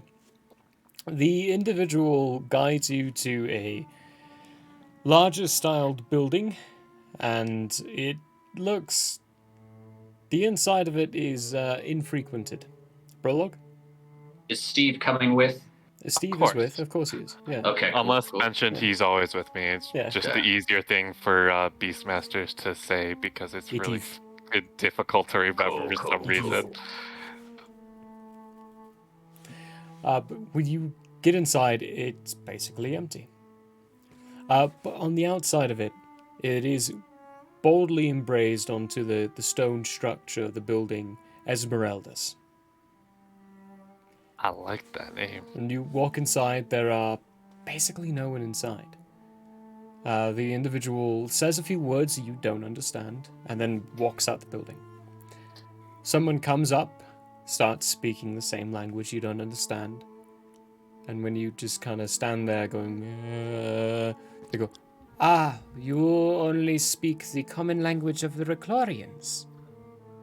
Yes. Oh, very well. That is all right. We will welcome you nonetheless. You have the coin to spend. We have the time to give. Please find yourself at pleasure. We charge only an entry fee of 50 gold. 50 gold? For this?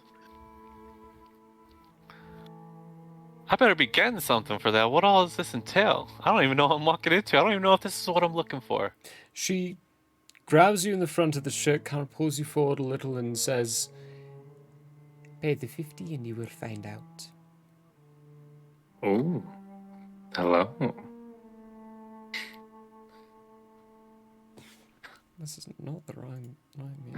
Pardonnez-moi. Pardonnez-moi?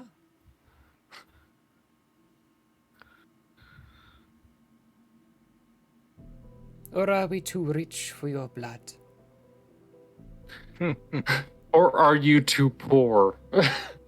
Zarai, have you spent too much money in the 14 days we've been on this continent? You're up to 29.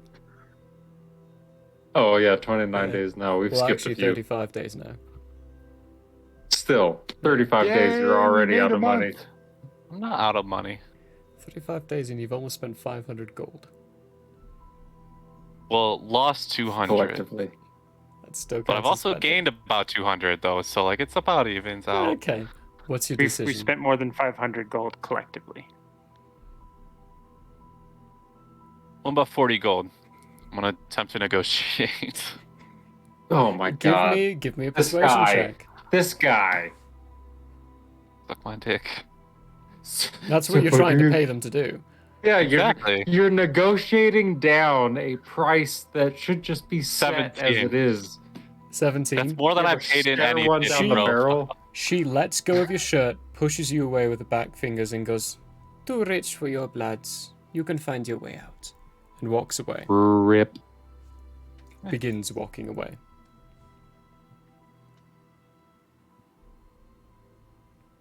I don't have any shit in my inventory.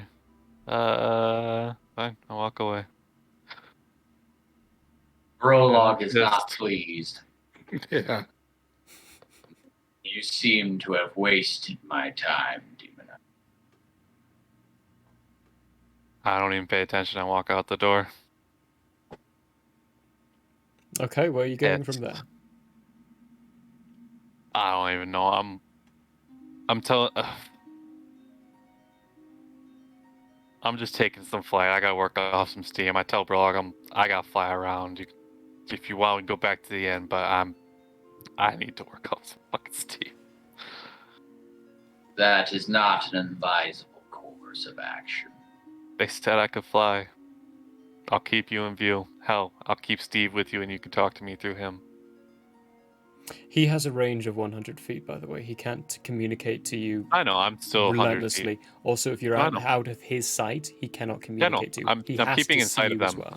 I'm just flying like literally maybe 20, And 40 feet up in the Also, air. remember, he cannot communicate with words. He can only communicate with feelings and images. basic images, flashes of them. Yep. Okay. I will stand. I will sit outside the tavern. Alright, when we walk back to the tavern, and I do exactly that for a while. For a while. Okay. Brolog attempts to do his calligraphy set on the ground. If that's possible. I'm not really sure what's in this set, but if it's possible for me to do it on the ground, It's a little I difficult would like to. but you can.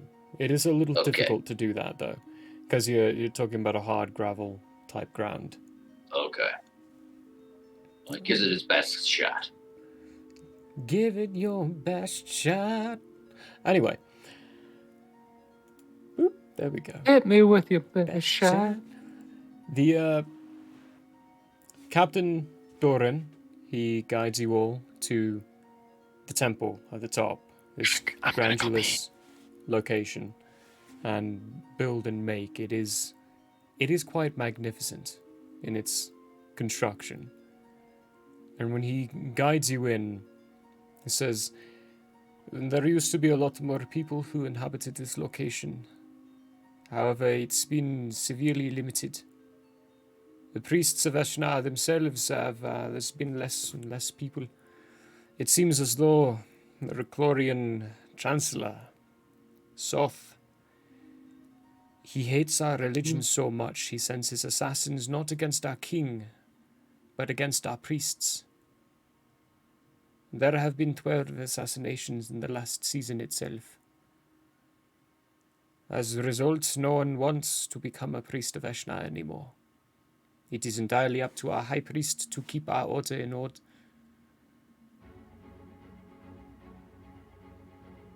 He's a busy man. I'm sure I didn't help that very much.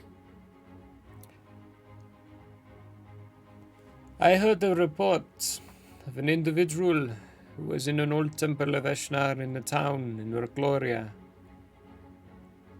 and that they burst out of the window, all alight with their wings. At first I thought it was Emla, seeing you. Annoying Emla's not been to Recloria for a while now. I must agree, I don't think you've helped our odds. Not with acts like that. If I had known, and I look at him like directly in the eyes, what the situation was, I would have acted differently. But That is the can't change the problem past. with any of our decisions, with any of our paths. If we do not consider what our action could be to that of others, we don't know what harm we are doing, even if we think we are doing good. Well, Yeah. he's waiting for you. Go in. I will see you all in the morning. I'm going to go sleep. Thank you. But of course, good luck, your Landriel. You're going to need it. Yeah. I think I will. And I'll look at Paraspidus and then Anubis Eye. Like, well, Your time is might at as hand. well rip this band-aid off. Let's go find out what we find out. As you approach the front doors, the columns piling up in the front of this glorious palace, the doors open by themselves. There's no one around to do so. They're made of fantastic stone. You walk in, the intricate design of the moons. To your surprise, all 3 of the moons on the front of this doorway. You enter through, and there is nothing but darkness on the inside. Your dark vision allows you to see through towards the back, another wall, red-stoned again, pillars on the inside as well. As a single individual comes forward to you all, cloaked, doesn't say a word, stands in front of you, lifts out a hand, and then ushers you to follow as they spin and then move off. Okay, I take the first steps forward and I lead the other 2 Okay, great. along the way. I can't see anything. Yeah. I reach out my hand and let Paraspidus grab hold as we continue on this journey. Definitely to be led because I can't see anything. You get to a point after guiding through a series of corridors where there is another smaller set of double doors, again depicting all 3 moons. As it opens, on the inside there is an ovular-shaped room. In the middle, it is well lit, and in the middle there is an individual sitting on the ground. His cloak is red. There are eyes sewn all throughout it. His back is facing you. And as you all begin to walk in, Yolondriel and Paraspidus, you hear this. Anubis Eye does not, because Anubis Eye cannot have telepathic communication sent to them, so this cannot happen. But as you all enter, the 2 of you hear, I expected you to arrive eventually, Yolondriel. But I did not expect you to arrive while you are still underprepared.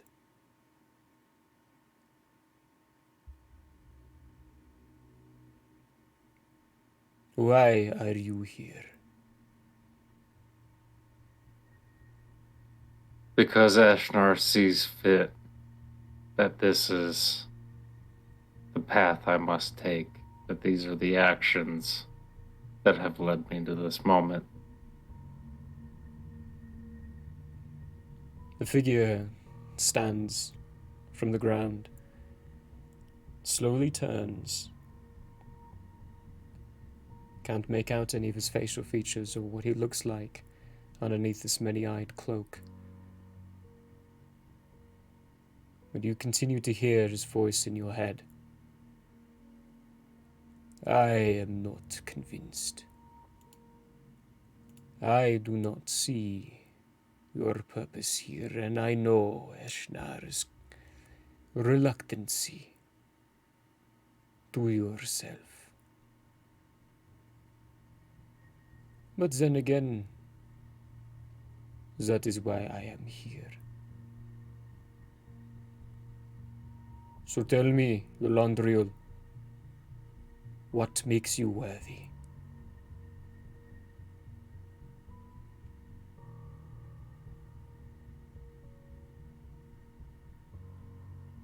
I'm gonna look at Anupasai and then look at Paraspidus. And then I'm gonna look at him and I'm gonna say,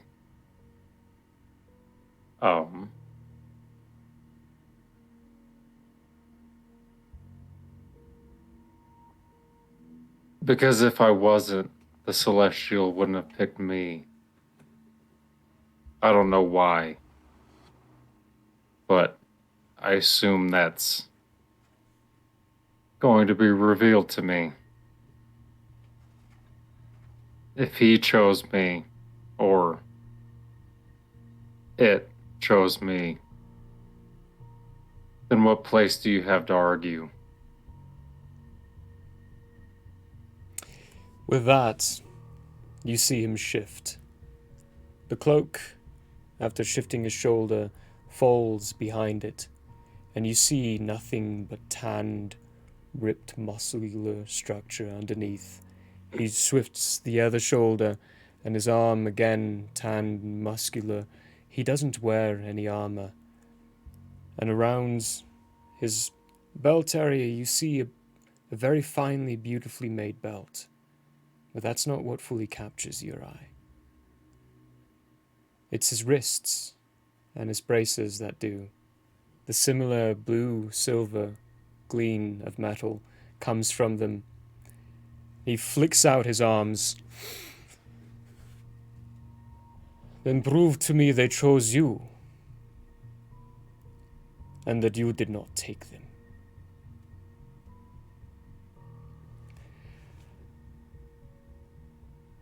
This is the point where I ask for initiative, but this is also where we're going to end it for the night. Hell yeah. Boys, me and Anupasai Paraspidus are about to get in it. Let's go. No. Oh boy! No, it's gonna be me. This is a duel. I was like, well, I mean, we'll see what happens. It's just We'll see what the High happens. Priest and you three inside this room. The doors have closed behind you. So yeah, going to be very It'll depend. It'll be depend. Disappointing indeed. It depends on what your Laundriel wants to do. I have a week to decide you have a because I week might to just decide. straight up tell you both to like stand down. Well, there it is. That's it for the week. For this time round. Hope you all enjoyed that. That was Tales of Andrea. We will be back next week, which I don't think you guys realize is the last week before our break. Yes. So, we'll be back next week to see how this goes, how Yolandriel's encounter with the High Priest ends up turning out. It's going to be interesting. It's going to be fun. Andrea. Other than that, We'll end on a very good cliffhanger. I feel like unintentionally we're gonna end it on a cliffhanger for I you. think so. And it's gonna be a nice, good like I think 3-week break and then right back into it. Right back into it in a wonderful cliffhanger. It's going to be great. I think we're going to be entering back in on, I think it's July 28th. After this next week, we'll be coming back into the 25th. 25th, thank you. 25th, To the yeah. Lithrom festivals. Yep. I think that's where we'll be coming back into in July. But we've got one more week before that. So please come on by next week, 3 o'clock Sundays. We do it every single week. We will be again announcing we will not be streaming. We will not be open on the 4th of July. That is on a Sunday this year. We have plans. Most of us have plans. This guy does. I'm going to go see some cars get wrecked. And yeah, we won't be available for that. So enjoy the 4th. Enjoy your Treason Day. I mean, Independence Day. And for all of you Hate, Laugh, Love fans out there, as I said in the first episode of Hate, Laugh, Love, my yearly tradition on July 4th is to watch Jaws. So if you wish to join me and say fuck you to all the fireworks and derby cars and nonsense that's going on and watch Jaws, hey, do it in solidarity with me. You know what? And That's have what a I'm good going to do weekend. too. Exactly. It bonds with me. Bonds with so me. let's go. I'm flying Watch home. Jaws. So not happening. Watch it on the you'll- plane. After the wedding. It's the day after the wedding. I'm gonna be drunk. I'm gonna be I have hungover. to watch at Independence 12. Perfect. Day. It's a perfect yeah. time to watch That's a it good on the one to watch plane. too. It's a good 2 hour and like 5 minute just killer of time for your 4th. Ladies and gentlemen, Anyway. thank you. Of course. Thank you all very much. We love you so much. We will see you next week. And until Sunday. Bye. Bye.